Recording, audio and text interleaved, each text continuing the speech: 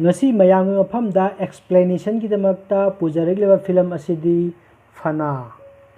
Film asigi rating asi IMDb da 7.2 out of 10, Rotten Tomato da 100% ni.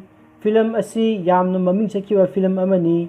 Film asida maru oiba saktam langlibasingdi Rehan gi saktam da Amir Khan, Juni gi saktam da Kajol, Zulfikar Ali Beg gi saktam da Rishi Kapoor, Malini Tyagi gi saktam da Tabu. Film asin nambada lupa crore 30 sanki aduga film asina tankiba paisana lupa crore 105 subna mari nipani. Film asigi explanation asi ima paugi subscriber amana explain tawbinabgidamakta haibirakpani. Channel asibu subscribe tawbidriba miyoisingna subscribe tawbinaba amadi bell notification icon nambinaba haizari. Explanation asida asoiba yaurabasu mayam kwai punamakna ngakpigani. Film asigi ahanba sinda student singna Sare Jahan se Acha hariba isai ado saglami. Juni changlaktuna isai sakliba mafam aduda salam kotuna yausilaklami. Adubu mahak mamit tangba maramna yungliba firal aduga mapa soinana salam kolami. Madu ubada mama Nafisa Ali Beg changsilaktuna Junigi mayon adu chumthokpirami. Juni su mahaki matau aduda noglami. Mathangi sinda mapa Zulfikar Ali Beg, mama Nafisa Ali Beg ka loinana Juni ayuki sa thaknaba sem sarami. Mapa Zulfikar na machanupida ngasi aikoina lauriba decision asina hayengi oigidoribani haina hairami. Mama Nafisa nadi mahaki wakhalna khanba nataba mahaki thamoina laurakpa fireb ado taunaba hairami. Mapa Zulfikar nasu mahaki thamoigi apambada chalamdrabadi Junigi mama Nafisa Ali Beg su mafam aduda leiramloi haina hairami. Madudagi makoi punna nongminarami. Junina mama mapana laurakpa fireb ado mahakisu apambani hairami. Juni mayumlomda changkhirami.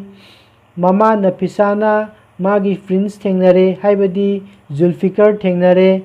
Adubu Junigi karamba matamda friends thengnagadoribano khanbada wajarami. Tasengnamak mama Nafisana Junigidamakta yamna wajarami maramdi Juni mamit tangle makoina hayeng sikraba matungda Juni karamna lehogani mahakpu kanana ngakpi senbigani. Mathangi sinda Mehbuba haibadi Bobo, Fatima haibadi Feti, Rubaina haibadi Ruby makoi ahum maming semdoktuna kaunaduna train station amada Delhi Republic Day celebration gi performance ama unnabugidamakta makoi laglami.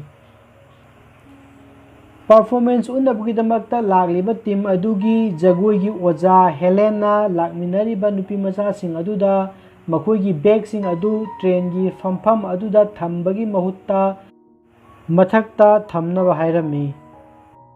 Jangalda laiba haubong gumlaba nupi macha sing asibu karamna laknadoino haina soladuna jagoi gi oja Helena hairami. Madudagi Fetina tapna boboda onchinduna aikoina jangalgi haudong oirabadi jangalgi haudongi leader adudi kari tare haina hairami. Oja Helena hairiba wa adu khara tahawi madudagi Oja Helena haujik haikribado kanano haina hairami. Juni su Republic Day gi performance adu utnabagidamakta mahak mama amadi mapana thindokpa laglami. Juni gi mapana Junibu isorna asoi angam yawhandaba oirasanu hairamlaga thokirami. Juni su khanglami madudi mahaki mapa mathwai nungaitana thokre haiba. Junigi mamanadi khanglami madudi nupi macha sing adugi mamangda kappa adu uhaningdaduna tawribani. Adubu mahakti kapninglabasu thingba ngamdaba haiba adumakti oiramde.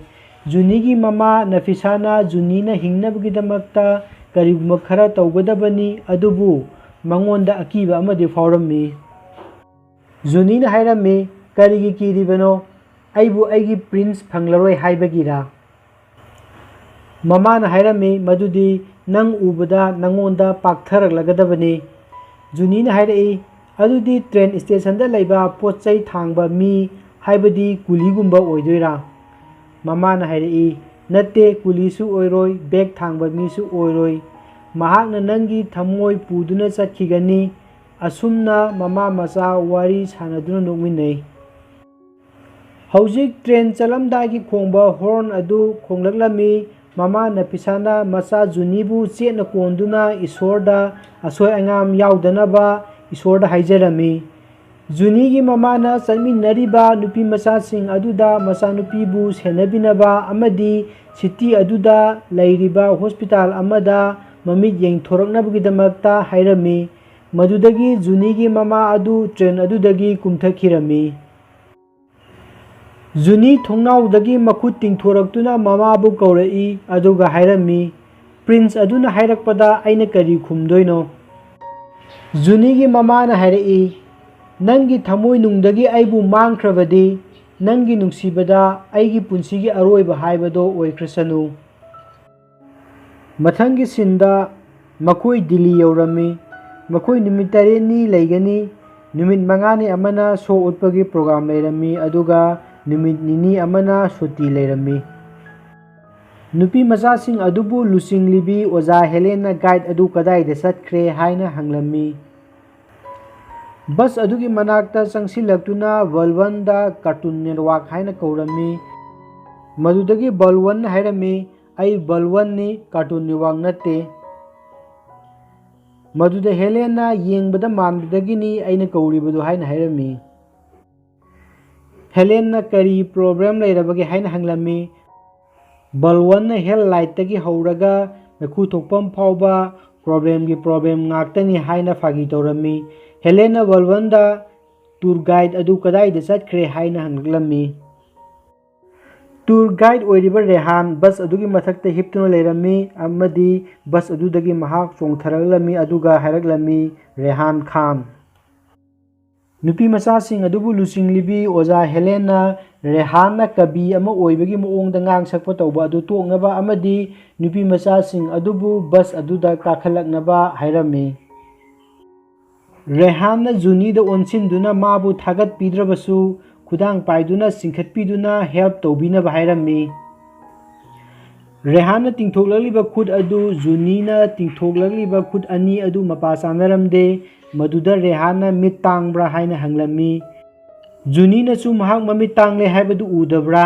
ꯔꯦꯍꯥꯟꯕꯨꯁꯨ ꯃꯃꯤꯠ ꯇꯥꯡꯕ ꯃꯤꯔꯥ ꯍꯥꯏꯅ ꯍꯪꯂꯝꯃꯤ꯫ ꯔꯦꯍꯥꯟꯅ ꯏꯁꯣꯔꯕꯨ ꯍꯟꯅ ꯍꯟꯅ ꯊꯥꯒꯠꯂꯦ ꯍꯥꯏꯔꯝꯃꯤ ꯃꯔꯝꯗꯤ ꯃꯍꯥꯛꯄꯨꯗꯤ ꯃꯤꯠ ꯇꯥꯡꯕ ꯃꯤ ꯑꯃ ꯑꯣꯏꯍꯜꯂꯝꯗꯕꯒꯤꯗꯃꯛꯇ꯫ ꯔꯦꯍꯥꯟꯅ ꯃꯍꯥꯛ ꯑꯁꯤ ꯃꯃꯤꯠ ꯎꯔꯝꯗ꯭ꯔꯕꯗꯤ ꯄ꯭ꯔꯤꯊꯤꯕꯤ ꯑꯁꯤꯗ ꯈ꯭ꯋꯥꯏꯗꯒꯤ ꯐꯖꯕ ꯑꯣꯏꯔꯤꯕ ꯖꯨꯅꯤ ꯑꯁꯤ ꯎꯕ ꯐꯪꯂꯝꯂꯣꯏ ꯍꯥꯏꯔꯝꯃꯤ꯫ ꯐꯦꯇꯤꯅ ꯖꯨꯅꯤꯕꯨ ꯕꯁ ꯑꯗꯨꯗ ꯀꯥꯈꯠꯂꯛꯇꯕ ꯑꯗꯨꯗ ꯀꯗꯥꯏꯗ ꯂꯩꯈ꯭ꯔꯦ ꯍꯥꯏꯗꯨꯅ ꯊꯤꯔꯛꯂꯝꯃꯤ꯫ ꯖꯨꯅꯤꯅ ꯐꯦꯇꯤ ꯑꯩ ꯂꯥꯛꯂꯦ ꯍꯥꯏꯅ ꯍꯥꯏꯕ ꯑꯗꯨ ꯔꯦꯍꯥꯟꯅ ꯇꯥꯍꯧꯔꯝꯃꯤ꯫ ꯃꯗꯨꯗꯒꯤ ꯔꯦꯍꯥꯟꯅ ꯐꯦꯇꯤꯗ, ꯐꯦꯇꯤ ꯍꯥꯏꯔꯤꯁꯤ ꯅꯪꯒꯤ ꯅꯃꯤꯡꯂꯥ ꯅꯠꯇ꯭ꯔꯒ ꯅꯪꯒꯤ ꯍꯨꯏꯒꯤ ꯃꯤꯡꯂꯥ ꯍꯥꯏꯅ ꯍꯪꯂꯝꯃꯤ꯫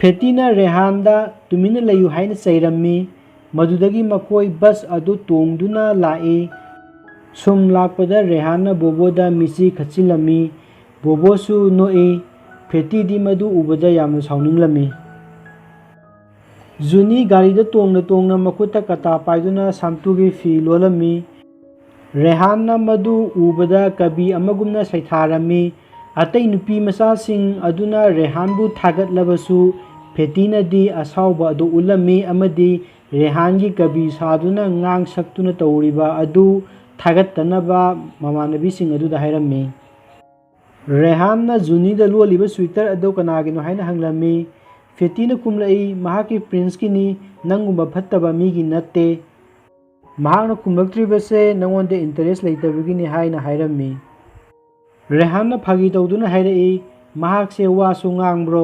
ꯑꯩꯗꯤ ꯃꯤꯠ ꯎꯗꯕꯇ ꯅꯠꯇꯅ ꯂꯣꯟꯁꯨ ꯊꯣꯛꯇꯕ꯭ꯔꯥ ꯍꯥꯏꯅ ꯈꯜꯂꯨꯔꯦ꯫ ꯐꯦꯇꯤꯅ ꯖꯨꯅꯤꯗ ꯔꯦꯍꯥꯟꯒ ꯋꯥꯔꯤ ꯁꯥꯅꯗꯅꯕ ꯑꯃꯗꯤ ꯅꯨꯄꯥꯁꯤꯡ ꯑꯁꯤ ꯅꯪꯅ ꯃꯨꯟꯅ ꯈꯪꯂꯣꯏ ꯍꯥꯏꯅ ꯍꯥꯏꯔꯝꯃꯤ꯫ ꯔꯦꯍꯥꯟꯅ ꯐꯦꯇꯤꯗ ꯍꯥꯏꯔꯝꯃꯤ, ꯅꯪ ꯅꯨꯄꯥꯁꯤꯡꯕꯨ ꯃꯨꯟꯅ ꯈꯪꯕ꯭ꯔꯣ?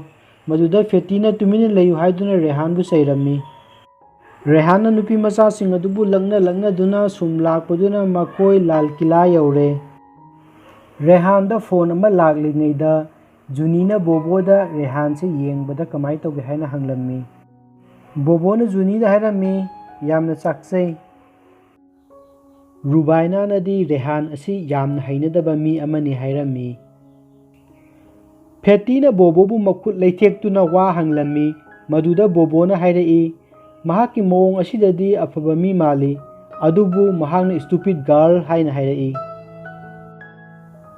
ꯐꯦꯇꯤꯅ ꯍꯥꯏꯔꯝꯃꯤ ꯃꯗꯨꯗꯤ ꯃꯍꯥꯛꯀ ꯌꯦꯡꯅꯕ, ꯋꯥꯔꯤ ꯁꯥꯅꯕ ꯇꯧꯗꯅꯕ ꯑꯃꯗꯤ ꯃꯍꯥꯛꯅ ꯅꯨꯄꯤꯁꯤꯡꯗ ꯌꯦꯡꯂꯤꯕ ꯃꯤꯠꯌꯦꯡ ꯑꯗꯨ ꯏꯀꯥꯏꯅꯤꯡꯉꯥꯏꯅꯤ ꯍꯥꯏꯔꯝꯃꯤ꯫ ꯔꯨꯕꯥꯏꯅꯥꯅꯁꯨ ꯐꯦꯇꯤꯒꯤ ꯁꯄꯣꯔꯠ ꯇꯧꯔꯗꯨꯅ ꯍꯥꯏꯔꯛꯂꯝꯃꯤ, ꯈꯟꯗꯨꯅ ꯌꯦꯡꯉꯨ, ꯃꯍꯥꯛ ꯑꯁꯤ ꯏꯁꯣꯔꯕꯨꯁꯨ ꯊꯥꯖꯗꯦ꯫ ꯇꯥꯟꯖꯥ ꯑꯗꯨꯗ ꯀ꯭ꯋꯥꯛ ꯈꯔ ꯈꯣꯡꯂꯛꯏ꯫ ꯐꯦꯇꯤꯅ ꯃꯈꯥ ꯁꯝꯊꯔꯛꯏ, ꯌꯦꯡꯉꯨ, ꯀ꯭ꯋꯥꯛ ꯑꯁꯤꯅꯁꯨ ꯍꯥꯏꯔꯤꯕꯁꯤꯅꯤ ꯔꯦꯍꯥꯟ ꯍꯥꯏꯔꯤꯕ ꯒꯥꯏꯗ ꯑꯁꯤꯒ ꯅꯛꯁꯤꯟꯅꯗꯅꯕ꯫ ꯔꯦꯍꯥꯟꯅ ꯐꯦꯇꯤꯅ ꯍꯥꯏꯔꯤꯕ ꯑꯗꯨ ꯇꯥꯔꯗꯨꯅ ꯀꯕꯤ ꯑꯃꯒꯤ ꯃꯑꯣꯡꯗ ꯍꯥꯏꯔꯝꯃꯤ, ꯑꯩꯉꯣꯟꯗꯒꯤ ꯃꯇꯧ ꯀꯔꯝꯅ ꯂꯥꯞꯊꯣꯛꯀꯗꯧꯔꯤꯕꯅꯣ? ꯅꯪꯒꯤ ꯊꯃꯣꯏꯅ ꯑꯩꯕꯨ ꯀꯔꯝꯅ ꯀꯥꯎꯊꯣꯛꯄ ꯉꯝꯒꯗꯧꯔꯤꯕꯅꯣ? ꯅꯪꯅ ꯍꯣꯜꯂꯤꯕ ꯁꯣꯔ ꯑꯗꯨꯒꯤ ꯃꯅꯝ ꯑꯗꯣ ꯑꯩꯅꯤ꯫ ꯅꯪꯅ ꯍꯣꯜꯂꯤꯕ ꯁꯣꯔ ꯑꯗꯣ ꯀꯔꯝꯅ ꯂꯦꯞꯀꯗꯧꯔꯤꯕꯅꯣ? ꯕꯣꯕꯣ ꯔꯦꯍꯥꯟꯅ ꯀꯕꯤꯒꯨꯝꯅ ꯁꯩꯊꯥꯔꯤꯕ ꯑꯗꯨꯗ ꯋꯥꯍ ꯍꯥꯏꯗꯨꯅ ꯊꯥꯒꯠꯄ ꯐꯣꯡꯗꯣꯛꯏ꯫ ꯃꯇꯥꯡ ꯑꯁꯤꯗ ꯆꯥꯟꯁ ꯁꯤꯐꯥꯔꯤꯁ ꯍꯥꯏꯔꯤꯕ ꯏꯁꯩ ꯑꯗꯨꯒꯤ ꯁꯤꯟ ꯑꯁꯤ ꯂꯩꯔꯦ꯫ ꯃꯈꯣꯏꯒꯤ ꯇꯤꯝ ꯑꯗꯨ ꯍꯣꯇꯦꯜ ꯑꯗꯨꯗ ꯍꯜꯂꯛꯂꯦ꯫ ꯑꯣꯖꯥ ꯍꯦꯂꯦꯟꯅ ꯔꯥꯎꯗ ꯃꯍꯥꯛ ꯌꯦꯡꯕꯗ ꯈ꯭ꯋꯥꯡ ꯅꯥꯔꯦ, ꯆꯨꯝꯅ ꯂꯦꯞꯅꯕ ꯍꯥꯏꯔꯝꯃꯤ꯫ ꯑꯗꯨꯒ ꯀꯥꯔꯇꯨꯟ ꯅꯦꯠꯋꯥꯔꯛ ꯍꯥꯏꯕꯗꯤ ꯚꯣꯜꯚꯟꯇꯦꯕꯨꯁꯨ ꯍꯌꯦꯡ ꯑꯌꯨꯛꯀꯤ ꯄꯨꯡ 7ꯗ ꯔꯤꯍꯔꯁꯦꯜꯒꯤꯗꯃꯛꯇ ꯆꯠꯅꯕ ꯍꯥꯏꯔꯝꯃꯤ꯫ ꯇꯥꯟꯖꯥ ꯑꯗꯨꯗ ꯔꯦꯍꯥꯟꯅ ꯖꯨꯅꯤꯕꯨ ꯈꯨꯗꯥꯡ ꯄꯥꯏꯗꯨꯅ ꯆꯤꯡꯊꯣꯛꯄꯤꯔꯝꯃꯤ ꯑꯗꯨꯒ ꯇꯨꯃꯤꯟꯅ ꯃꯍꯥꯛ ꯔꯦꯍꯥꯟꯅꯤ ꯍꯥꯏꯅ ꯍꯥꯏꯔꯝꯃꯤ꯫ ꯖꯨꯅꯤꯅ ꯍꯥꯏꯔꯛꯏ, ꯑꯩ ꯈꯪꯏ, ꯅꯪꯁꯦ ꯌꯥꯝꯅ ꯉꯝꯃꯤꯅꯦ꯫ ꯔꯦꯍꯥꯟꯅ ꯍꯥꯏꯔꯛꯏ, ꯑꯇꯣꯞꯄ ꯌꯥꯝꯅ ꯉꯝꯕ ꯑꯃꯒ ꯍꯥꯏꯔꯛꯀꯦ, ꯍꯌꯦꯡꯁꯦ ꯅꯪꯕꯨ ꯄꯨꯗꯨꯅ ꯆꯠꯄ ꯄꯥꯝꯃꯤ, ꯅꯪꯕꯨ ꯗꯤꯜꯂꯤ ꯌꯦꯡꯍꯟꯕ ꯄꯥꯝꯃꯤ, ꯅꯪꯒꯤ ꯅꯃꯥꯟꯅꯕꯤꯁꯤꯡ ꯑꯃꯠꯇ ꯌꯥꯎꯗꯅ, ꯉꯝꯃꯣꯏ ꯍꯥꯏꯔꯛꯀꯅꯨ꯫ ꯔꯤꯍꯔꯁꯦꯜ ꯂꯣꯏꯔꯕ ꯃꯇꯨꯡꯗ ꯉꯥꯏꯔꯝꯒꯦ ꯍꯥꯏꯅ ꯔꯦꯍꯥꯟꯅ ꯍꯥꯏꯔꯝꯃꯤ꯫ ꯚꯣꯜꯚꯟꯇꯦꯅ ꯔꯦꯍꯥꯟꯅ ꯍꯥꯏꯔꯤꯕ ꯑꯗꯨ ꯇꯥꯍꯧꯗꯨꯅ ꯔꯦꯍꯥꯟꯗ ꯍꯥꯏꯔꯝꯃꯤ, ꯍꯜꯂꯣ, ꯅꯪ ꯑꯩꯒꯤ ꯕꯁ ꯑꯁꯤꯗ ꯅꯨꯄꯤ ꯀꯌꯥ ꯑꯃ ꯊꯦꯡꯅꯔꯝꯂꯒꯅꯤ, ꯑꯗꯨꯕꯨ ꯀꯔꯤꯒꯤ ꯃꯃꯤꯠ ꯇꯥꯡꯕ ꯎꯗꯕ ꯅꯨꯄꯤ ꯑꯗꯨ ꯀꯔꯤꯒꯤ ꯄꯥꯝꯂꯤꯕꯅꯣ? ꯃꯗꯨꯗ ꯔꯦꯍꯥꯟꯅ ꯍꯥꯏꯔꯝꯃꯤ, ꯑꯩ ꯀꯔꯤ ꯇꯧꯅꯤ ꯚꯣꯜꯚꯟꯇꯦ, ꯈꯨꯗꯤꯡꯃꯛꯅꯗꯤ ꯊꯥꯕꯨ ꯄꯥꯝꯃꯤ꯫ ꯚꯣꯜꯚꯟꯇꯦꯅ ꯍꯥꯏꯔꯛꯏ, ꯑꯇꯤꯌꯥ ꯑꯁꯤꯗ ꯍꯦꯗꯂꯥꯏꯠ ꯑꯃꯗꯤ ꯂꯩꯔꯤ, ꯃꯗꯨꯅ ꯑꯩꯈꯣꯏꯒꯤ ꯂꯝꯕꯤ ꯎꯍꯟꯒꯗꯧꯔꯤꯕꯅꯤ, ꯃꯗꯨ ꯅꯠꯇ꯭ꯔꯣ ꯅꯪꯅ ꯄꯥꯝꯂꯤꯕꯁꯦ? ꯔꯦꯍꯥꯟꯅ ꯈꯨꯝꯂꯛꯏ, ꯅꯨꯡꯁꯤꯕ ꯐꯥꯎꯔꯕꯗꯤ ꯇꯨꯝꯕ ꯌꯥꯗꯦ ꯍꯥꯏꯅꯩ, ꯑꯩꯗꯤ ꯌꯥꯝꯅ ꯀꯟꯅ ꯇꯨꯝꯅꯤꯡꯂꯦ, ꯀꯅꯥꯒꯨꯝꯕ ꯑꯃꯅ ꯑꯩꯕꯨ ꯅꯨꯡꯁꯤꯔꯝꯂꯒꯅꯤ꯫ ꯃꯊꯪꯒꯤ ꯁꯤꯟꯗ ꯖꯨꯅꯤ ꯇꯨꯝꯕ ꯌꯥꯔꯝꯗꯦ, ꯃꯄꯥꯟꯗ ꯊꯣꯛꯇꯨꯅ ꯊꯥꯕꯨ ꯌꯦꯡꯗꯨꯅ ꯂꯩꯔꯝꯃꯤ, ꯆꯍꯤ ꯀꯌꯥꯒꯤ ꯃꯇꯨꯡꯗ ꯑꯣꯏꯕ ꯇꯨꯝꯕ ꯌꯥꯗꯕꯅꯤ꯫ ꯖꯨꯅꯤ, ꯃꯈꯣꯏ ꯔꯤꯍꯔꯁꯦꯜ ꯇꯧꯔꯝꯃꯤ, ꯑꯗꯨꯕꯨ ꯃꯍꯥꯛ ꯄꯨꯛꯅꯤꯡ ꯆꯪꯂꯝꯗꯦ꯫ ꯔꯦꯍꯥꯟꯅ ꯍꯥꯏꯈꯤꯕ ꯋꯥꯍꯩꯁꯤꯡ ꯑꯗꯨ ꯅꯤꯡꯁꯤꯡꯉꯤ꯫ ꯖꯨꯅꯤ ꯃꯍꯥꯛꯀꯤ ꯃꯃꯥꯗ ꯐꯣꯟ ꯇꯧꯗꯨꯅ ꯃꯍꯥꯛꯅ ꯂꯧꯒꯗꯕ ꯗꯤꯁꯤꯖꯟ ꯑꯗꯨ ꯍꯪꯒꯦ ꯇꯧꯔꯝꯕꯅꯤ, ꯑꯗꯨꯕꯨ ꯐꯣꯟ ꯄꯥꯏꯈꯠꯂꯝꯗꯦ꯫ ꯃꯔꯝ ꯑꯗꯨꯅ ꯗꯤꯁꯤꯖꯟ ꯑꯗꯨ ꯃꯁꯥꯃꯛꯅ ꯂꯧꯕ ꯇꯥꯔꯝꯃꯤ꯫ ꯅꯨꯄꯤ ꯃꯆꯥꯁꯤꯡ ꯑꯗꯨꯒꯤ ꯑꯣꯖꯥ ꯍꯦꯂꯦꯟ, ꯃꯍꯥꯛ ꯋꯥꯈꯜ ꯇꯥꯔꯨꯗ꯭ꯔꯦ ꯍꯥꯏꯅ ꯈꯟꯖꯔꯝꯃꯤ ꯃꯗꯨꯗꯤ ꯖꯨꯅꯤ ꯑꯁꯤ ꯃꯃꯤꯠ ꯇꯥꯡꯏ, ꯃꯔꯝ ꯑꯗꯨꯅ ꯃꯈꯣꯏꯅ ꯌꯦꯡꯕ ꯆꯠꯂꯤꯕꯁꯤꯡ ꯑꯗꯨ ꯖꯨꯅꯤꯗꯤ ꯀꯥꯟꯅꯕ ꯂꯩꯇꯦ ꯍꯥꯏꯅ ꯈꯜꯂꯝꯃꯤ꯫ ꯔꯤꯍꯔꯁꯦꯜ ꯑꯗꯨ ꯂꯣꯏꯔꯒ ꯍꯣꯁꯇꯦꯜꯗ ꯆꯠꯈꯤꯅꯕ ꯖꯨꯅꯤꯗ ꯍꯥꯏꯔꯝꯃꯤ꯫ ꯑꯁꯣꯝꯗꯅ ꯔꯦꯍꯥꯟꯅ ꯄꯨꯂꯤꯁ ꯑꯣꯐꯤꯁꯥꯔ ꯑꯗꯨꯗ ꯐꯥꯒꯤ ꯇꯧꯔꯗꯨꯅ ꯍꯥꯏꯔꯝꯃꯤ, ꯃꯅꯨꯡꯗ ꯄ꯭ꯔꯁꯤꯗꯦꯟ ꯑꯣꯏꯅ ꯆꯤꯌꯔꯗ ꯐꯝꯗꯨꯅ ꯂꯩꯇꯗꯅ ꯅꯨꯃꯤꯠ ꯆꯨꯞꯄ ꯃꯄꯥꯟ ꯑꯁꯤꯗ ꯂꯦꯞꯇꯨꯅ ꯂꯩꯔꯤꯕ ꯑꯗꯨꯒꯤ ꯃꯔꯝ ꯍꯪꯂꯝꯃꯤ꯫ ꯃꯗꯨꯗ ꯄꯨꯂꯤꯁ ꯑꯣꯐꯤꯁꯥꯔ ꯑꯗꯨꯅ ꯈꯨꯝꯂꯛꯂꯝꯃꯤ, ꯄ꯭ꯔꯁꯤꯗꯦꯟ ꯑꯣꯏꯔꯕꯗꯤ ꯄ꯭ꯔꯃꯣꯁꯟ ꯀꯥꯔꯛꯂꯔꯣꯏ, ꯄꯨꯂꯤꯁꯁꯤꯡꯗꯤ ꯇꯣꯏꯅ ꯇꯣꯏꯅ ꯄ꯭ꯔꯃꯣꯁꯟ ꯀꯥꯏ ꯍꯥꯏꯅ ꯇꯝꯂꯗꯨꯅ ꯃꯈꯣꯏ ꯑꯅꯤ ꯅꯣꯛꯃꯤꯟꯅꯔꯝꯃꯤ꯫ ꯖꯨꯅꯤ ꯊꯣꯛꯂꯛꯂꯝꯃꯤ, ꯔꯦꯍꯥꯟꯒ ꯂꯣꯏꯅꯅ ꯀꯣꯏꯕ ꯆꯠꯅꯕ ꯑꯣꯇꯣ ꯔꯤꯛꯁꯣ ꯑꯃ ꯈꯥꯝꯂꯝꯃꯤ꯫ ꯇꯥꯟꯖꯥ ꯑꯗꯨꯗ ꯔꯦꯍꯥꯟꯗ ꯀꯣꯜ ꯑꯃ ꯂꯥꯛꯂꯝꯃꯤ, ꯑꯗꯨꯕꯨ ꯃꯍꯥꯛ ꯊꯕꯛ ꯑꯃ ꯆꯠꯇꯣꯔꯦ, ꯚꯣꯜꯚꯟꯇꯦꯒ ꯂꯣꯏꯅꯅ ꯔꯥꯅꯥ ꯊꯥꯈ꯭ꯔꯕꯅꯤ ꯍꯥꯏꯔꯝꯃꯤ꯫ ꯖꯨꯅꯤꯅ ꯊꯕꯛ ꯂꯩꯅ ꯂꯩꯅ ꯃꯍꯥꯛꯀ ꯆꯠꯄ ꯑꯗꯨ ꯌꯥꯔꯝꯗꯦ ꯑꯃꯗꯤ hayeng suti lawraga chatnaba hairami. Rehan Juni gi wafam adu yaninglamde. Junina thabakta loyal oidrabadi hiram khudingmakta thajaningai oide haina mahaki mapana hairami. Rehan adi Juni gi damakta thabak phawba lepthokle aduga Junina di loyal oide haiduna leire. Junina mahaki mamana su loyal oibadagi henba leite haina tamlammi. Juni gi mama mapagi apambada chatuna Rehan thabak mafamda hankrabadi hayeng amuk hana laglaroi haina Rehan hairami. Junina masu guest house da chatlage aduga Rehan busu thabak mafamda chatnaba hairami. Yaningda Rehan su chatkre Juni su guest house tamna halagle. Mathangi sinda nongale Juni amadi Jolly sing wari sanarami. Jolly na ngasigi Rehan ude haina Juni da hairami. Juni na su mahak su ude haina hairami. Jolly na hairami Rehan asi thamuidi yamna sengbani aidawna adubu wakhal yenglabadi pura una dainabani. Tanja aduda Rehan mafam aduda lai.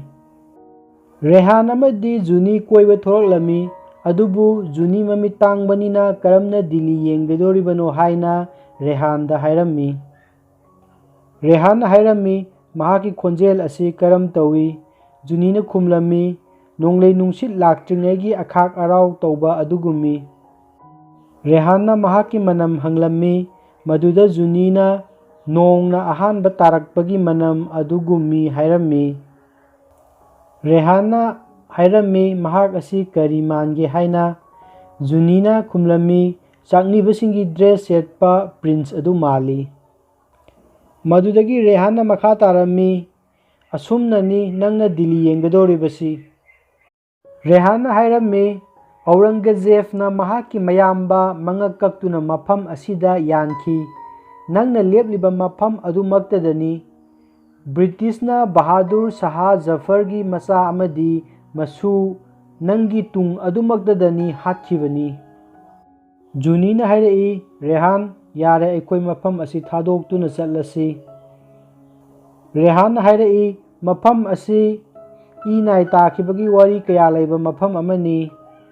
Mughal sing amadi British sing mafam asida ina yamna taki. Rehan na Juni da kirabra karino khallibado haina hanglami. Ngarang Juni na chatsi yakhidaba adugi laman khumloi haina hairami. Juni na hairami madudi irai laina hekta kigani khanbra igi machu khangdaba mina igi machu da karamna kigadoribano. Rehan na hairami haujiki nang kire.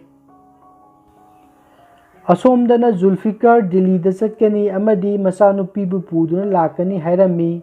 Maramdi Juni na chatkiba numit marini sukhre makhoi yaudana kari tholamgadage haina singnaba phaurammi. Rehan na mafam singda chattuna Juni bu koibu pubirami. Juni na Rehan da hairami nangna haibasumi Delhi se nangna aingonda uhanbire. Rehan amadi Juni hotel amada changduna acha athak khara chaminarami.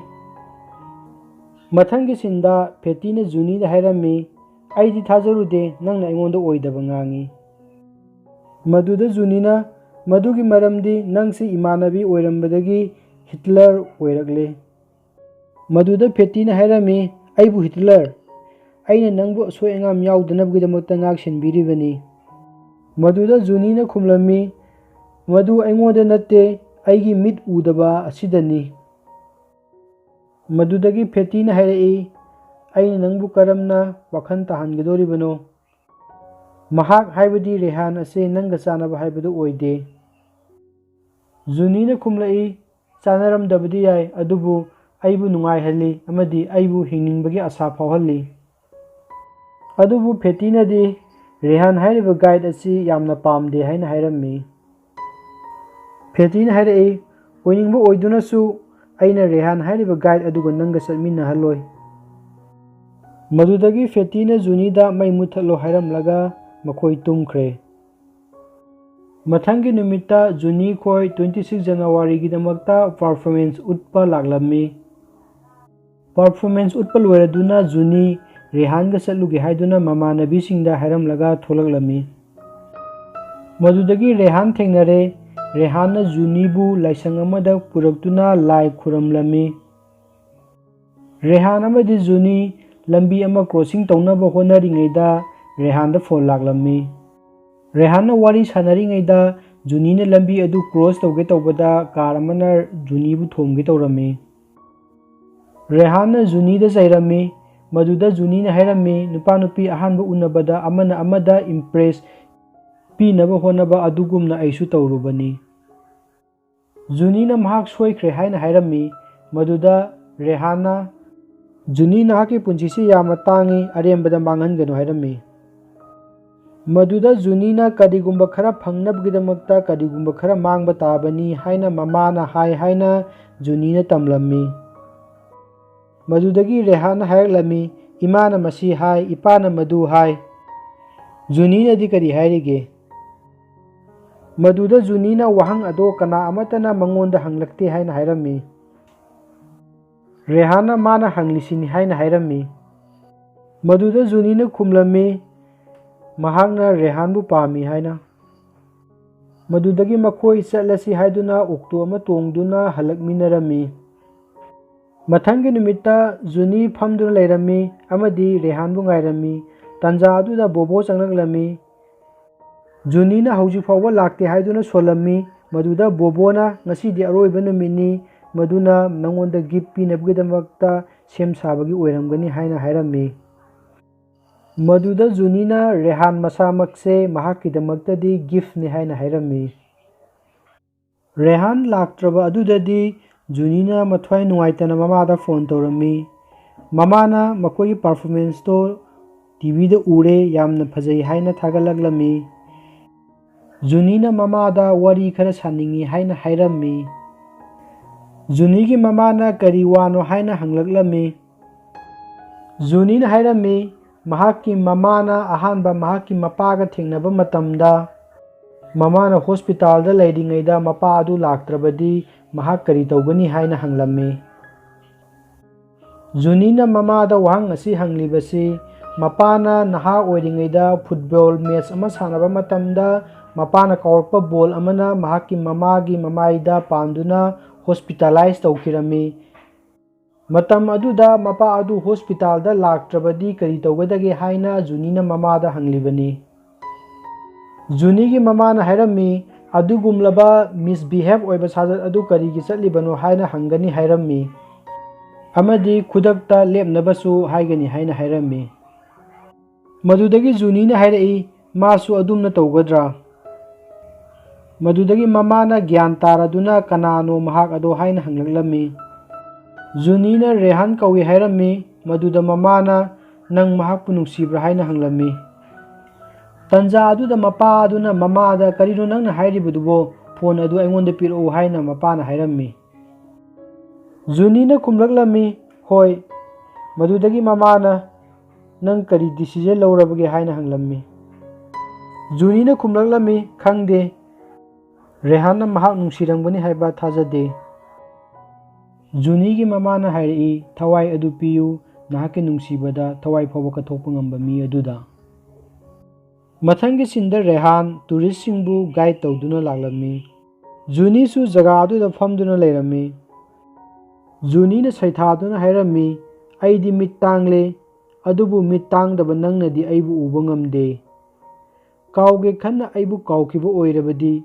ꯑꯀꯥꯎꯕꯅꯤ ꯈꯟꯅ ꯀꯥꯎꯊꯣꯛꯈ꯭ꯔꯣ꯫ ꯑꯗꯨꯕꯨ ꯑꯀꯥꯎꯕ ꯑꯗꯨꯈꯛ ꯀꯥꯎꯊꯣꯛꯈꯣ, ꯁꯣꯏꯕꯗꯒꯤ ꯑꯩꯕꯨꯗꯤ ꯀꯥꯎꯊꯣꯛꯄꯤꯒꯅꯨ꯫ ꯖꯨꯅꯤꯅ ꯁꯩꯊꯥꯔꯤꯕ ꯑꯗꯨ ꯇꯥꯕꯗ tourist ꯑꯃꯅ ꯋꯥꯍ ꯍꯥꯏꯗꯨꯅ ꯊꯥꯒꯠꯂꯤ꯫ ꯔꯦꯍꯥꯟꯅ guide ꯇꯧꯔꯤꯕ ꯇꯨꯔꯤꯁꯁꯤꯡ ꯑꯗꯨ ꯑꯃꯗ ꯁꯤꯟꯅꯔꯝꯂꯒ ꯖꯨꯅꯤꯒꯤ ꯃꯅꯥꯛꯇ ꯆꯪꯂꯛꯏ꯫ ꯔꯦꯍꯥꯟ ꯆꯪꯁꯤꯜꯂꯛꯇꯨꯅ ꯖꯨꯅꯤꯒꯤ ꯃꯅꯥꯛꯇ ꯐꯝꯊꯔꯛꯏ꯫ ꯖꯨꯅꯤꯅ ꯂꯣꯟꯕ ꯐꯨꯔꯤꯠ ꯑꯗꯨ ꯔꯦꯍꯥꯟꯗ ꯄꯤꯔꯝꯃꯤ, ꯑꯗꯨꯕꯨ ꯔꯦꯍꯥꯟꯅ ꯃꯗꯨ ꯂꯧꯔꯝꯗꯦ꯫ ꯔꯦꯍꯥꯟꯅ ꯍꯥꯏꯔꯝꯃꯤ, ꯐꯦꯇꯤꯅ ꯍꯥꯏꯔꯤꯕꯗꯨ ꯆꯨꯝꯃꯤ, ꯅꯪꯗꯤ ꯄ꯭ꯔꯤꯟꯁ ꯑꯃꯗ ꯅꯨꯡꯁꯤꯒꯗꯕꯅꯤ, ꯑꯩꯒꯨꯝꯕ ꯐꯠꯇꯕ ꯃꯤ ꯑꯃꯗ ꯅꯠꯇꯦ꯫ ꯖꯨꯅꯤꯅ ꯍꯥꯏꯔꯛꯂꯝꯃꯤ, ꯍꯧꯖꯤꯛꯇꯤ ꯃꯇꯝ ꯈꯔ ꯊꯦꯡꯈ꯭ꯔꯦ, ꯐꯠꯇ꯭ꯔꯦ ꯍꯥꯏꯔꯤꯕ ꯅꯪꯁꯦ ꯑꯩꯒꯤꯗꯤ ꯄ꯭ꯔꯤꯟꯁꯅꯤ꯫ ꯔꯦꯍꯥꯟꯅ ꯍꯥꯏꯔꯛꯏ, ꯑꯩꯅ ꯅꯉꯣꯟꯗ ꯀꯔꯤꯁꯨ ꯄꯤꯕ ꯉꯝꯂꯣꯏ, ꯊꯃꯣꯏꯗ ꯐꯥꯎꯔꯛꯄ ꯑꯃꯗꯤ ꯅꯨꯡꯁꯤꯕꯗ ꯆꯠꯇꯦ꯫